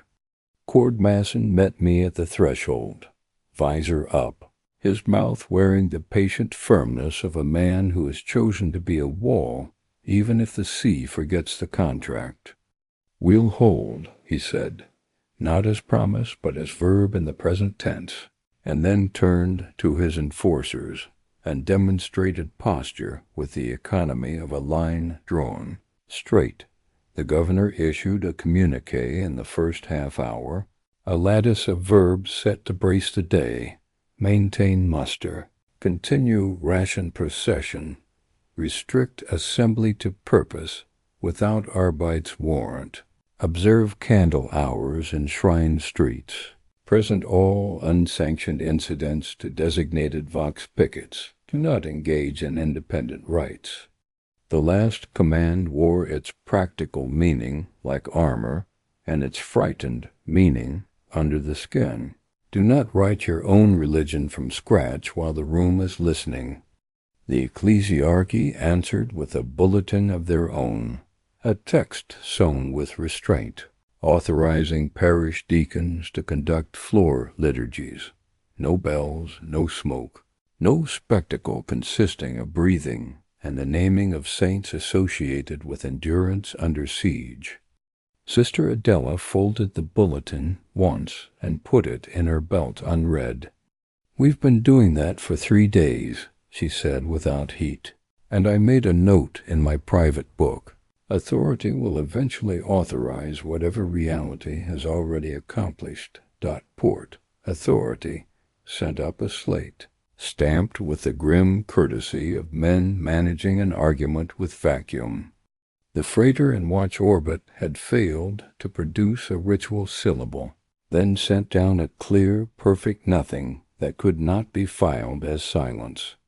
The Mechanicus had tuned 2 additional pylons, widened the hymn, and received a reply in the form of absence given shape. Hest wrote the phrase constructive interference between presences and nulls, a string of words that let him keep his God and his dignity. I copied it exactly, and then in the margin wrote the human version. We were heard and not received, as if the room had nodded without permitting the door to open. A handful of merchant houses petitioned for permission to scuttle cargo into the upper atmosphere rather than risk plague by horde.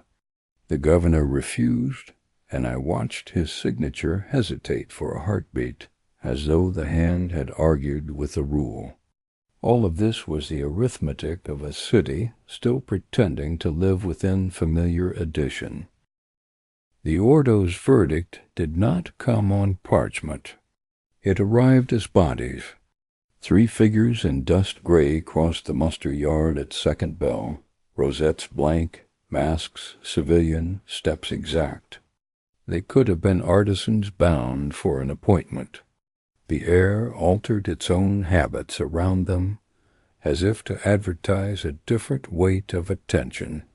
They'd passed between the sanctioned ranks with that correct disdain which promises neither rescue nor punishment, only the removal of options.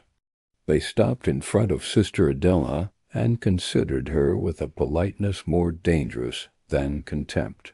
Tallest spoke through the grill that salted his words. You will continue to hold posture. You will not incite. You will not promise. She did not lower her eyes. We will continue to teach lungs to behave, she said. I do not incite. I catalyze breath. The man let silence acknowledge the distinction without conceding it, then turned to Masson.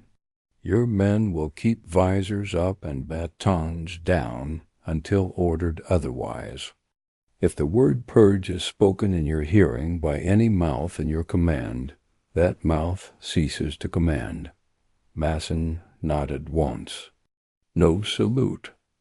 He understood that the Ordo considers obedience a geometry, not a theater. The Rosette men looked at me last. Ledger custody remains, the tallest said, neither question nor threat.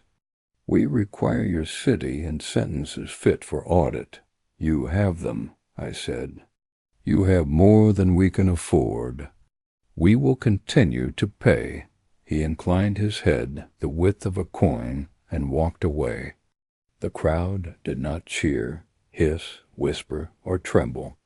The crowd learned a different skill, to let power pass through it like a needle through cloth, without snagging.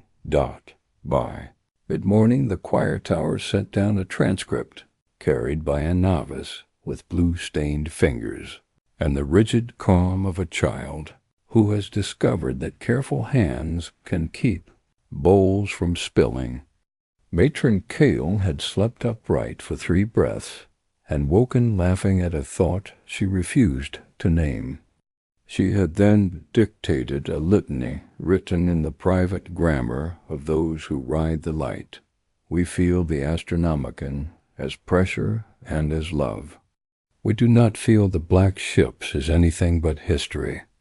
The room continues to answer with a chord, one voice saying now and another saying not yet, and neither is a lie. She instructed the novice to include the temperature of the stone beneath her palms, and the number of steps between the throne chair and the window.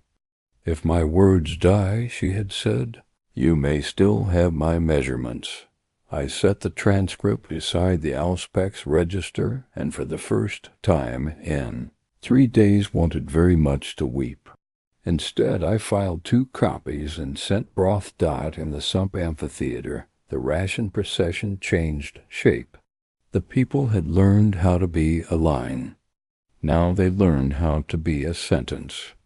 Men spoke to their children with voices shaved of the velvet that makes instruction smaller than truth.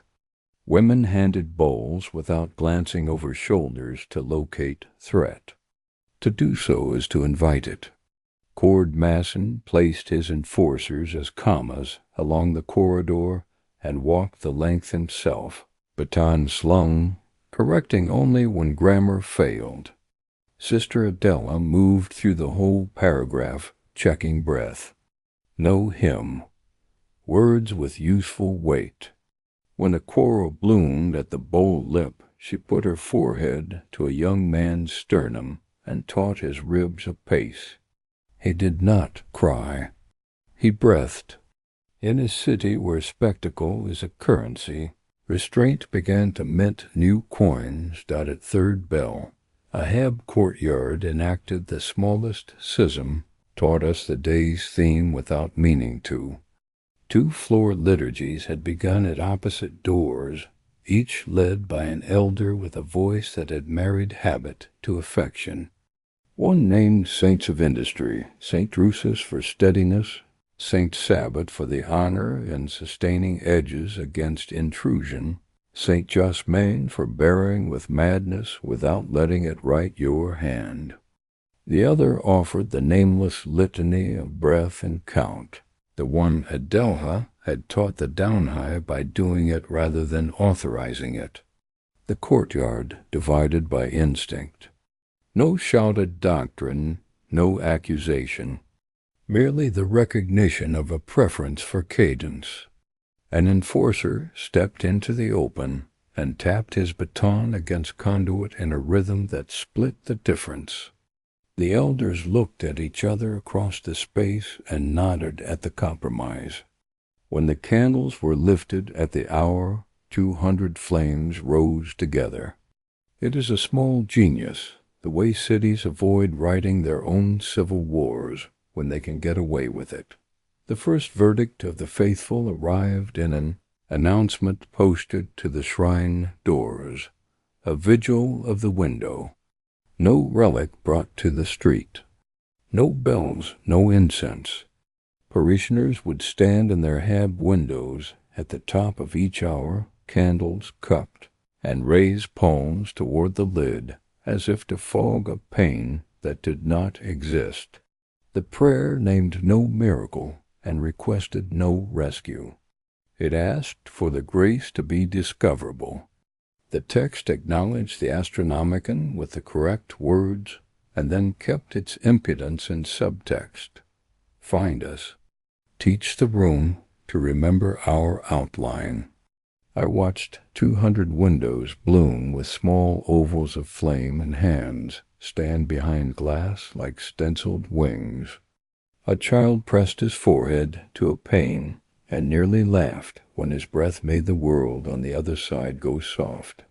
See, he told his mother, not in mockery of doctrine, but as a new allegiance to physics. It knows I am here. For an hour the hive held that pose. The room did not answer. Perhaps it watched. The verdict of the silent followed with the artlessness of the best rebellions. In the manufacturing galleries, men and women removed earplugs, not to risk their hearing, but to calculate the new ground noise honestly. They tamped machine choirs without song, making of the litany of ignition a mute sequence of hands that nevertheless spoke devotion. When a servo arm stuttered and tried to write its own cadence, a fitter put his palm flat on the housing and did not remove it until the tremor learned discourtesy and left. No hymn, a new courage became visible work performed with the face uncovered, to fear, as if asking the room to recognize labor as argument. The day's production figures held at 53% in 3 plants that should have fallen to 30. I wrote it down and suspected that devotion had discovered a weapon with no name, Magos Replevin. Hest requested audience in the early afternoon, the ticks of his mechatendrils slightly out of tune, a musician noticing a discord and refusing to name it lest the instrument learn shame. He reported the auspex's octave acquiring microharmonics he could neither purge nor predict, a shimmer the untrained ear would call promise, and the trained would call deceit. He presented a cogitator strip covered in numbers arranged in constellations of authority. The pylons will hold, he said, if the room consents to be measured. If it does not, measurements will produce a sculpture of certainty and nothing more. It was the closest I had heard a tech priest come to blasphemy without intent. I filed his strip, logged his phrase, and watched the back of his skull as he left, where a human had once had a soft spot, and where metal had now insisted the soft live elsewhere. He was brave in the way all his kind are brave, by making obedience indistinguishable from courage. The second communique from the Ordo arrived at an hour. They must have chosen for symbolism and not convenience.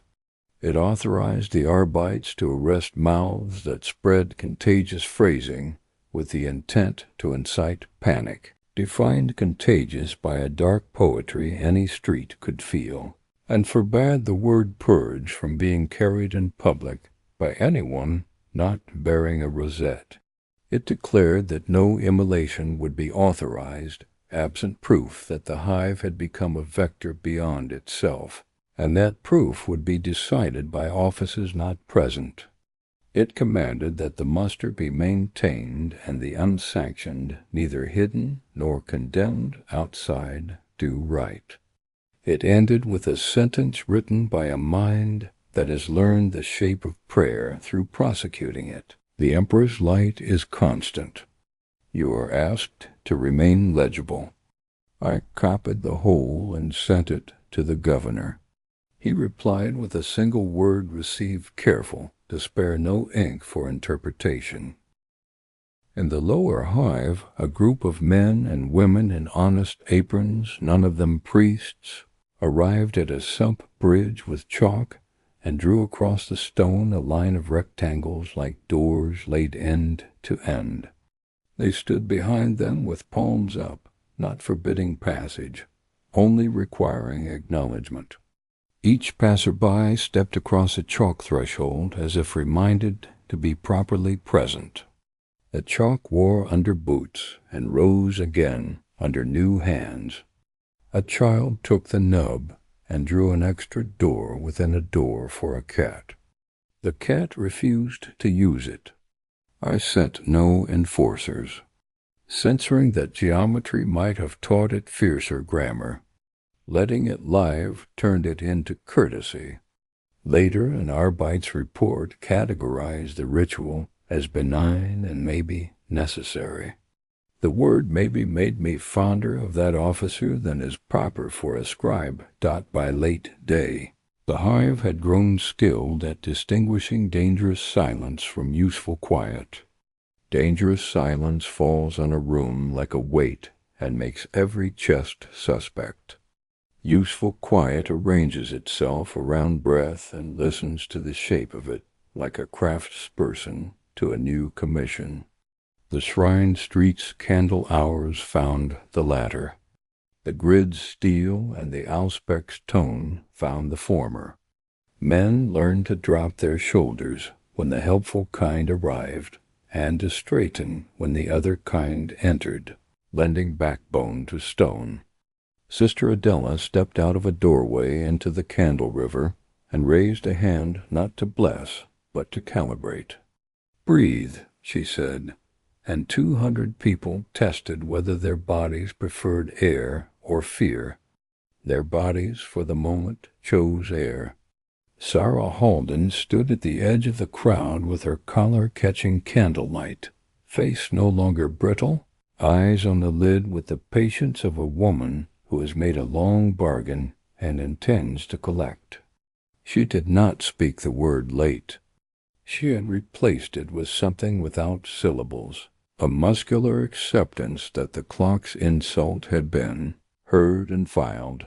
The governor presented himself at the palace window again, this time with gloves in a pocket, hands bare.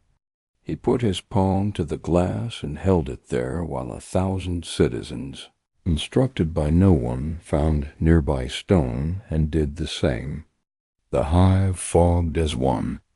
It looked foolish for one breath, and then right for two. A boy laughed when his print outlasted his father's. The father laughed because the boy had found a proof that does not require a catechism. I had never liked spectacle. This was not spectacle. It was a measurement displayed and shared, a way to emphasize that skin can still write on the world dot. We received a single message from the freighter at watch orbit. No glyphs, no voice, just a fractional shade of a signal we could file without describing. The Mechanicus refused to call it a reply. Sister Adela refused to call it a portent. The Ordo refused to call it usable. I wrote, "A man may be seen from far away without being able to wave.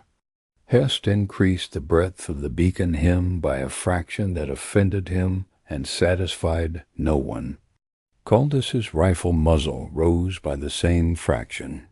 Cord Masson put his feet shoulder-width apart. I closed my hand over my seal knife because a sharp tool implies continuity. At last bell.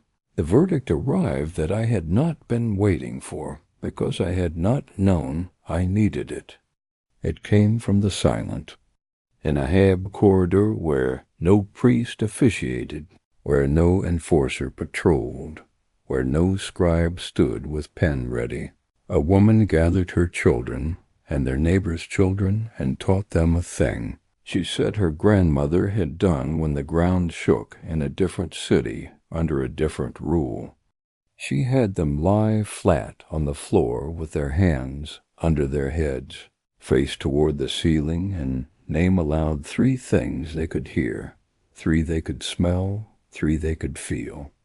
They found conduit hum, tallow, stone. Boots in another corridor, rust, breath. A drip from a pipe, wool, heat. She told them that if a word came into the corridor with teeth, they were to offer it the list, and the list would confuse it, because words with teeth prefer grand nouns and hate particulars. The children believed her, because the game worked on fear looked foolish with its mouth full of pebble names and went elsewhere to find a banquet. The story arrived via a boy who sat on my hall steps and recited it as if I were a wall that paid. I put his name on Vass's private page and drew a star beside it. Then I wrote the rule in my book.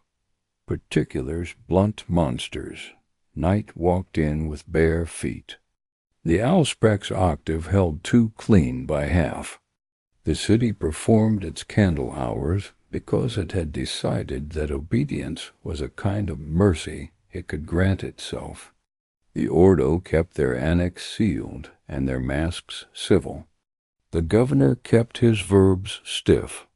The Arbites kept visors up and batons down. The Mechanicus kept a note tuned to an edge no living ear should have to carry. The choir kept the Astronomican like a sun behind storm blasts, and the room like a child refusing a spoon. We kept our ledgers accurate, and when accuracy was not possible, we kept our shame legible, so some future can audit us and decide whether we earned the ash or the stone. If this day had given me permission to title it with more drama than the truth permits, I might have called it the day we chose not to be driven. Not brave, not triumphant, a quieter decision. Banal in the way medicine is banal and therefore holy. To stand in lines that looked like sentences.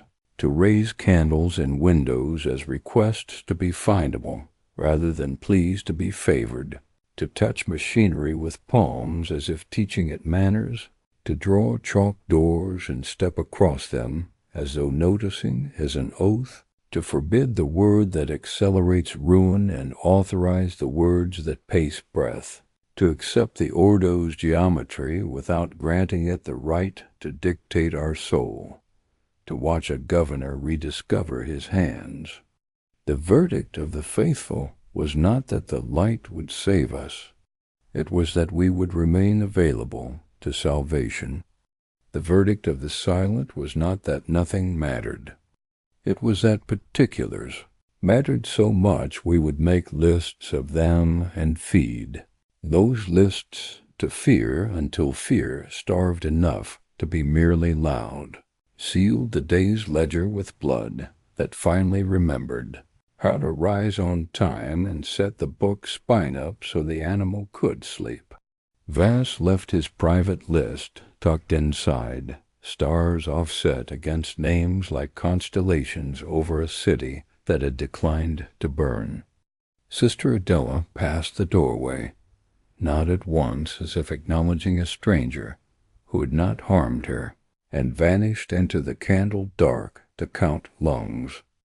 Cord Masson stood a long time with his palms resting on a crate, eyes level with nothing, building tomorrow's wall in his head so his body could be spared some portion of the labor. Magos Hest whispered to his auspex until the dish remembered who had taught it its alphabet. A 91 Caldus moved not at all, and yet announced with his stillness a promise that some promises still hold. Sarah Halden stood with her collar cool against the neck and elevated her face as if preparing to be carved into a relief of a citizen doing nothing exceptional very well. The Ordo's annex window glowed once, then went obediently dark. The governor's pane held a faint handprint, the ghost of a demonstration whose point had been that points exist. Above it all the cloud dead. Sky lowered itself like a consideration. The seam did not open. The rectangle did not return. The room kept its latest lesson to itself. The Astronomican burned behind storm glass, as steady as doctrine requires and life rarely permits.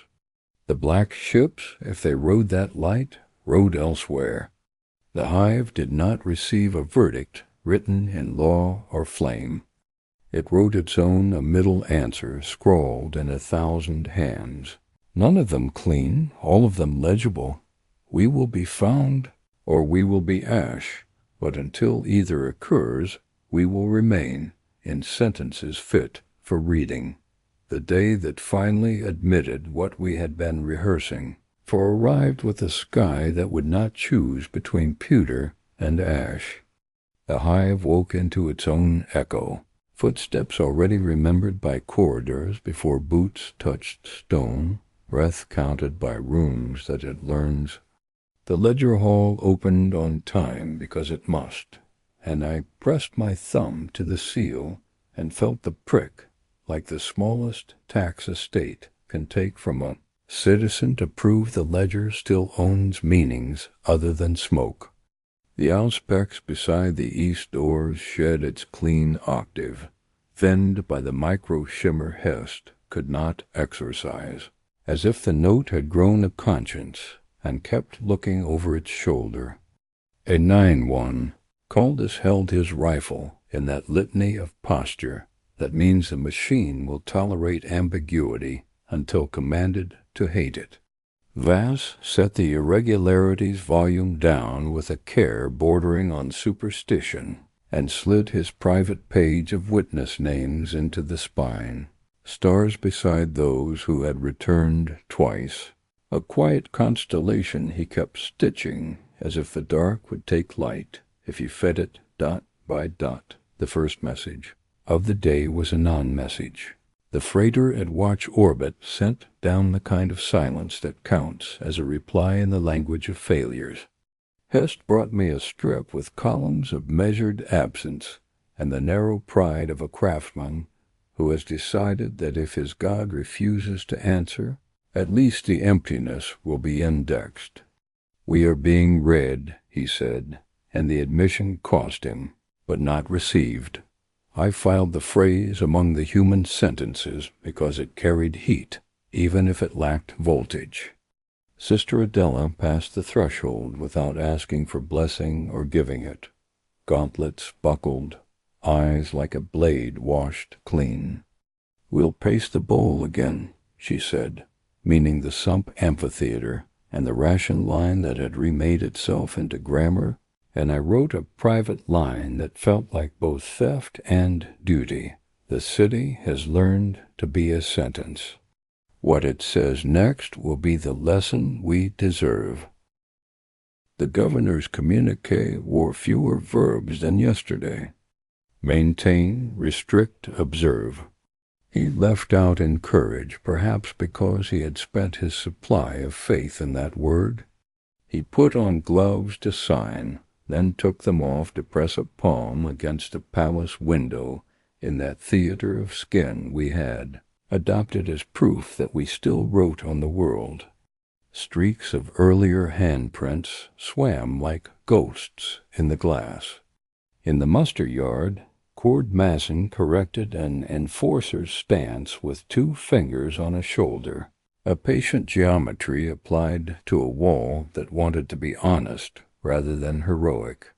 Sarah Holden stood behind the sanctioned line with her collar quiet, and the face of a woman ready to be a stone if the story required a foundation rather than a speech.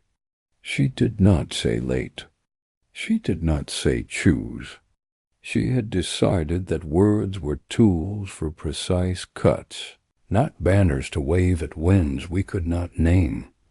Matron Cale's novice came pale as tallow and steadier than most adults I know, transcript tucked to the chest as if the paper itself radiated. Cale had spoken little, conserving sentences the way you ration light in a mine, but she had said a thing that made the novice's hand wobble and steady and wobble again as she copied. The Astronomican is the hymn of direction, the transcript read, and the black ships are the craft of obedience. Between him and craft there is a room that must agree to be a hallway. Our room does not agree. We are therefore praying not for miracle, only for consent. I copied the words into the irregularities ledger because they were practical, and into my private book because they were dangerous. Prayer for consent from a room is not doctrine. It is a trade dot by first bell. The shrine streets brightened with the vigil of the window. Candles cupped in hands, palms raised to glass that was not a god, but had the courtesy to fog when addressed. A child drew a smiley face in condensation and startled at the power to deform the world. A mother let him. A priest on a neighboring balcony did not scold. He adjusted his scarf against the mortal cold and decided that blasphemy was a luxury for cities not trying to be seen. The manufacturing galleries observed a parallel ritual of silence. Earplugs out, machine hymns kept to lips rather than throats, hands on housings to encourage steel to relearn manners. Production numbers held at their chastened half. No one cheered. Men washed their faces in coolant and called the sensation proof that heat still obeyed. The same pangs as yesterday. The ordo moved through the hive before second bell, not to arrest, not to prosecute, but to be indelibly present in the arithmetic. 3 figures in dust-gray scanned faces without counting, like carpenters sighting down a plank to see if the heartwood had twisted in the night. They asked for no names. They stood in 3 places at once, the sump amphitheater, the grid's edge, outside the choir tower door. They spoke the same sentence each time, in a tone that fixed it to stone. No immolation has been authorized. No evacuation has been authorized. Maintain posture. When the sentence had been carried all the way into air, they permitted themselves the smallest accessory to humanity, an inhalation that sounded tired. Then they removed even that concession and resumed their discipline. It is unsettling to watch a mind defend its edges dot at second bell. The amphitheater taught a lesson you could not assign to liturgy. The ration wagons arrived with the honesty of heavy things, and the line moved with that choreographed stubbornness we had mastered. Then a child tripped and spilled, and a woman the mother. A neighbor? A stranger with the reflex that says any small body is a claim on your balance went to one knee to bring the bowl level again. Wax from the vigil candles the night before had dripped and left a dull sheen on the stone, and her gauntlet slid. She reached, wrong hand, wrong angle, and the bowl tilted, and broth streaked into a small river that ran toward a drain clogged by a conspiracy of leaves and hair and the tiny refuse city's hoard. A man at the far edge of the Bowl River shouted something about waste. Another shouted something about theft. The word which did not come. We had learned. A new danger came instead, quieter and more convinced of its decency. The accusation that somebody else's bad hands were the reason your child would taste less salt. Masson put his baton in his belt and made his palms bigger than his forearms. "Stay in the sentence," he said to the air, and the air decided that was permissible. Sister Adela pressed 2 knuckles into the soft between the mother's thumb and forefinger, found the pulse, pinned it without hurting, and told her rib cage to behave in a language only bodies speak to themselves. The bowl stopped being a parable and went back to being lunch. We later described the event as correction without escalation. The real description would have to be smaller and more dangerous. Pity outran suspicion by 1 step. A world burns when that order reverses. On the grid, the rectangle did not open. It was worse. The space where it would have been if it had opened insisted on being noticed. The pylons sang their tuned octave, the halo of fretful ions shook, and a silence curtained itself between 2 anchor points, like a membrane stretched against a pressure you could not prove. Hest called it a null boundary, which is an elegant way of admitting a thing refuses your nouns. Caldas shifted a heel the finger-width doctrine permits and did not blink. I did not realize I had been holding my breath until Vass put the back of his hand against my sleeve, the way men in crowded lifts tell strangers we share the same air by right. The membrane did not tear. It announced itself and then remained, a promise or a threat or a clerk spinning a coin, and not letting it fall dot at 3rd bell. A slate arrived bearing a sentence that made me wish for simpler tyrannies. The governor had sent a request to the cathedral. Archive for an opinion on a clause in the Lex Imperialis pertaining to mass adjustment of civic profiles under conditions of metaphysical vulnerability. The reply came back with the kind of reluctant thoroughness that suggests at least one archivist had argued for a briefer answer and been overruled by a domestic sense of excellence. The clause permitted relocation, required enumerations of risk, demanded the presence of officers not present, and defined immolation only in terms so precise no honest city could meet them. Between the written lines, a reader could smell the cold of stone cellars where great books sleep. The law had learned to keep its hands clean by asking the world for a level of clarity the world cannot survive to provide. I filed the slate and had to sit down, not from despair, but from the sudden knowledge that no one would rescue us by inventing a word and then believing it hard enough that Sarah Halden came to the hall doorway as if her collar had excused her for an errand and asked, plain as any citizen, for paper and a stylus. I gave them without lecture. She wrote a sentence and folded the scrap and put it in the pocket at her breast like a small, rebellious relic. "If I must be carried," she said, not unkindly, "I should like to be carrying something."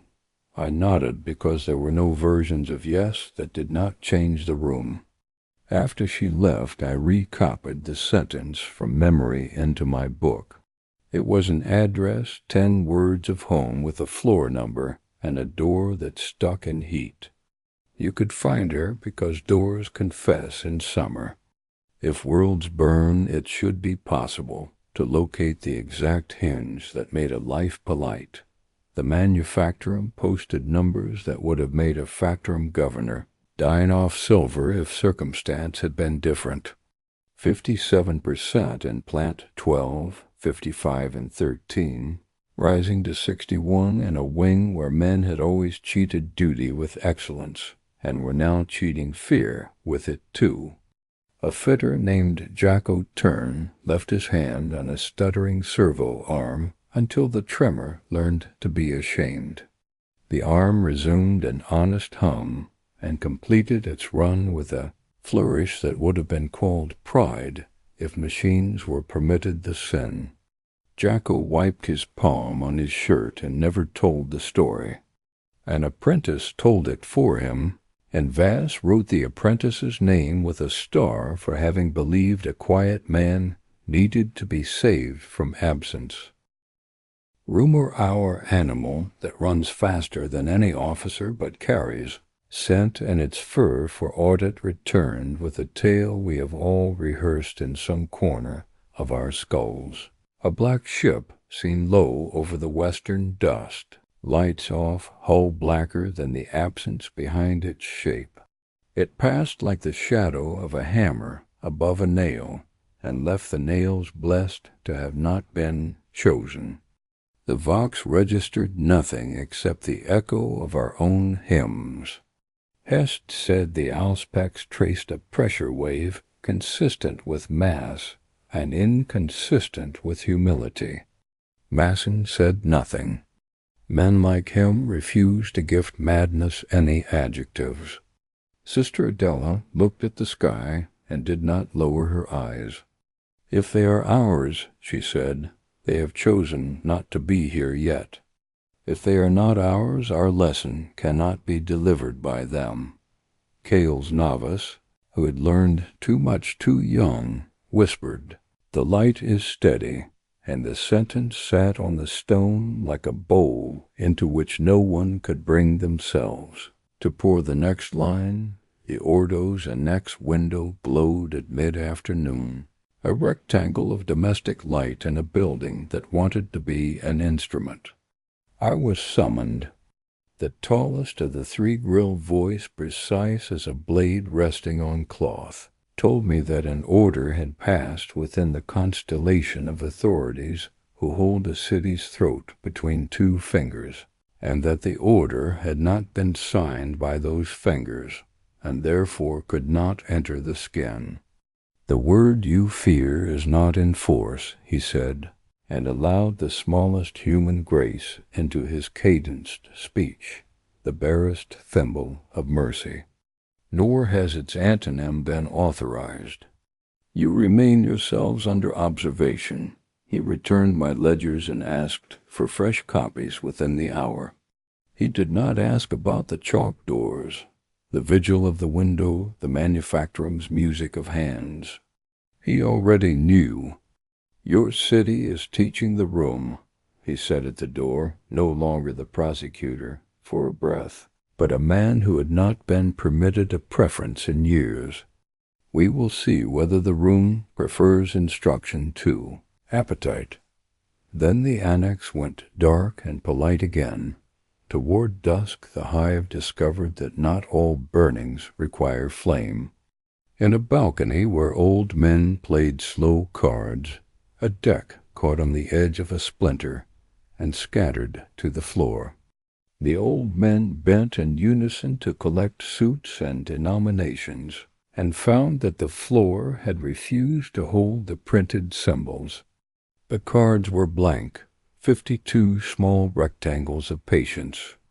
A boy who had come to fill their glasses laughed and clapped, because magic is the enemy of fear when it chooses to be silly. An elder ran his thumb across the paper and left, instead of a smear, his own shaking outline. He set the card on the table and breathed until the outline steadied and resembled a hand again. His friends followed, one by one, thumbprints and lifelines edging into place, as if identity were a liquid you could paint back on when it sloughed. They played with those cards until the candle guttered. We filed the incident as contamination of ink at humidity threshold. The ledger accepts cowardice when it is accurate dot in the amphitheater, A boy with wax burns from the day before bargained for a second ladle by offering a relic with a story attached, a nail from a ship that had never come. Instead of mockery he received bread, because even false relics can serve when the room is taking attendance. Sister Adela watched and did not interfere.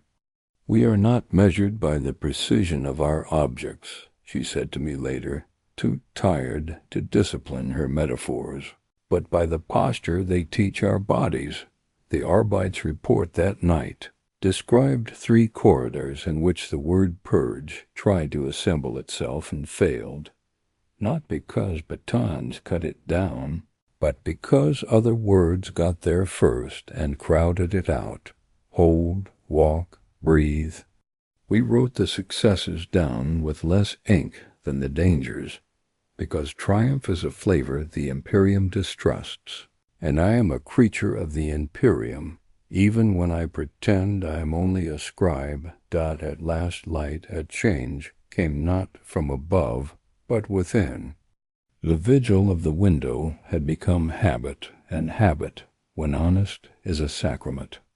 Candles rose behind glass in the lanes and courtyards, palms lifted, the hive fogging its own mirror with that small arrogance that says skin still argues for itself. And then a thing happened that I did not expect and cannot audit into comfort. 1,000 hands lowered at once, not in despair, not in fatigue, but in a decided gesture of privacy.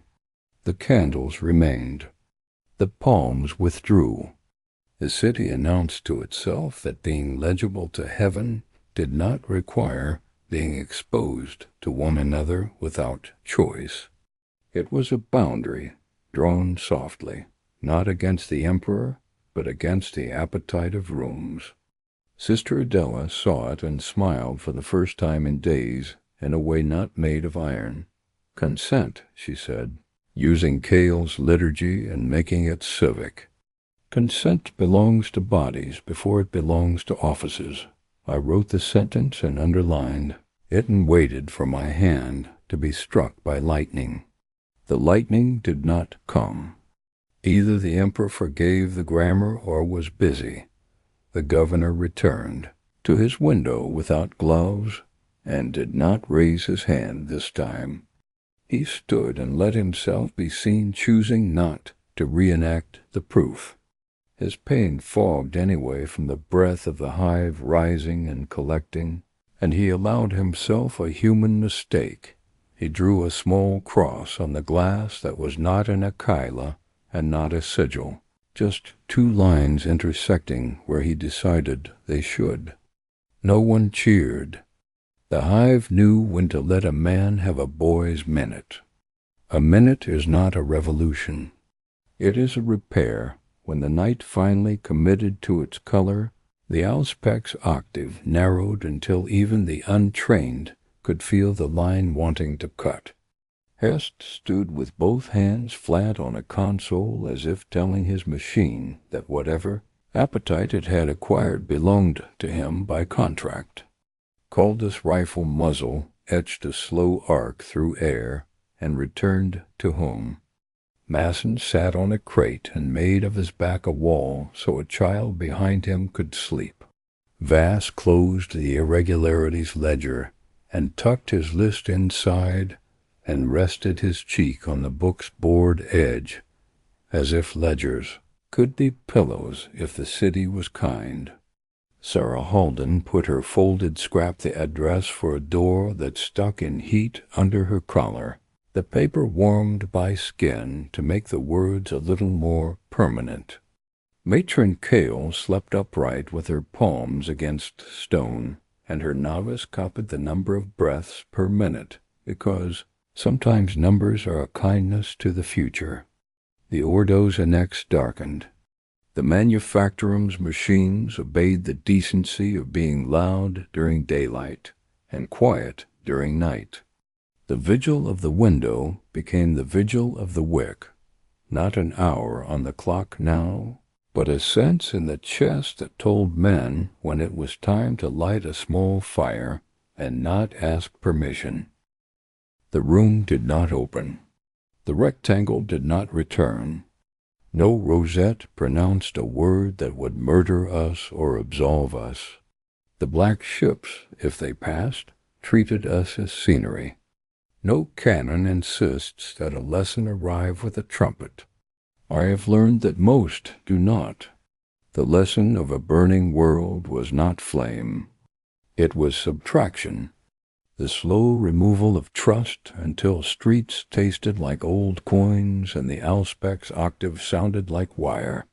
The lesson was that immolation can be administered in teaspoons of delay and ladles of rumor and the formal notice that no verdict is a verdict. The lesson was that a hive can remain itself for days at a time by arranging breath into sentences, by drawing doors in chalk and stepping across them with the courtesy of noticing, by letting men place palms on stone to fog a window, and then deciding together to put hands down, because privacy is not treason. The lesson was that particulars blunt monsters, that names outrun appetites when written twice and hidden once, that a collar can be worn as a choice rather than a confession when a woman decides to carry a piece of paper against her skin like a domestic relic, that a child's laugh can strip soot from stone and leave the wall surprised at its own pallor. The lesson was that fire comes last. Fear does the first work, and faith, if badly managed, will pile kindling for it. Faith, if managed like breath, will starve it by teaching lungs to write slower poems. Near midnight, when I had sealed the ledger with blood that rose on time at last, when I had set the book spine up so it could sleep like an animal tired of being ridden, when I had scraped the candle rim with a seal knife and freed the wick from its fat grave so that flame could pretend to begin again, a minor thing entered the hall and sat down beside my shoe. A servo skull, not on any roster, the brass of its cheekbones dulled by a decade of unkind air, settled on the cold and went still. I crouched so that my eyes were level with its blank lenses. It did not speak. Machines should not be allowed solace, but I am not a priest and made an exception. We remained legible. I told a scrap of sanctioned bone, and that was a work. The skull did not nod. It had been taught not to mimic men, and in that moment I liked it for its obedience. I lifted it gently to a shelf and covered it with a cloth, not as honor, just as textile. When the cloth settled, the room exhaled in that small way buildings do when a trivial kindness convinces them briefly that people are not irredeemable. If I am required to write the end in a way that respects our many gods of auditing and prose, I will write it without flourish. The city did not burn today. It may burn tomorrow under a word spoken with legal precision from a mouth we will not see. It may be carried in parts, in files, in sentences to other rooms that agree to be hallways. It may be left to teach its children to lower their palms and to raise their candles and to tell fear the names of conduit hum, tallow, stone, boots in another corridor, rust, breath, a drip from a pipe, wool, heat. It may be spared if spared is the right verb for a bureaucracy that never chose us except as maintenance. None of these possibilities erases the day we discovered that remaining available to salvation is not the same as demanding it. We did not consent to the room. We petitioned it. We did not renounce the light. We declined to wait for it as an alibi for cruelty. We did not worship the auspex. We learned when to stop listening to its wire. We did not choose to be brave. We chose to be accurate. Accuracy is a narrow courage, and it is the only kind the ledger hall can practice without lying. When people make lists years from now, if years are still issued, they will make a mistake historians love because it makes their work clean.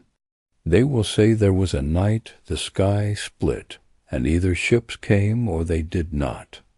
That there was a day when the Ordo entered with a verdict and either spoke immolation or blessing. That there was an hour when a governor lifted a hand and either proved he still commanded breath or proved he did not. They will skip the afternoon when a deck of cards forgot its suits and old men painted identity back on with their thumbs. They will cut the scene where a bowl of broth nearly made enemies of decent people until pity outran suspicion by a step. They will omit the chalk doors and the cat that refused a smaller doorway because dignity, even feline, is part of the calculus. They will footnote a boy's list of names with stars and call it sentimental. That is why I am writing at a pace my hand cannot afford. Sentiment is the habit of saving particulars long enough for justice to notice them. If justice never comes, those names will serve as a civilization anyway.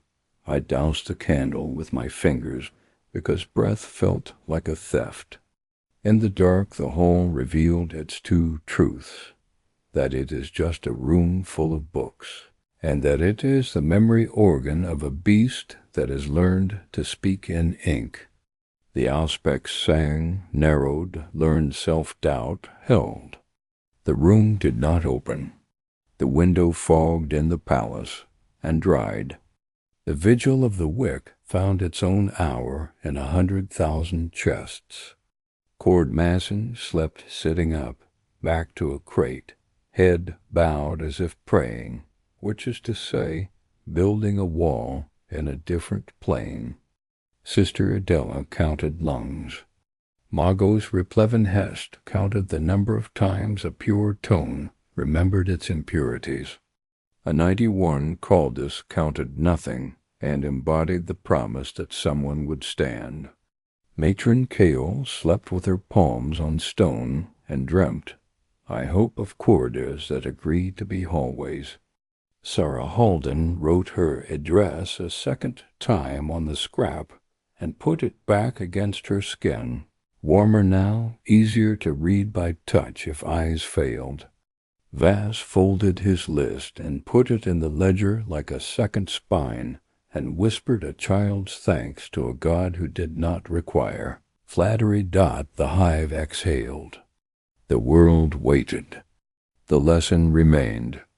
A planet burns when you remove the timetables that make people harmless and leave them to write their own rituals without malice. It burns slower, and in the right light it looks like a city being careful. If reprieve comes, it will find us visible, not because we shouted, but because we held still long enough to be seen. If ruin comes, it will find us with nouns intact and verbs chosen, and even fire will have to admit that we were legible to the end.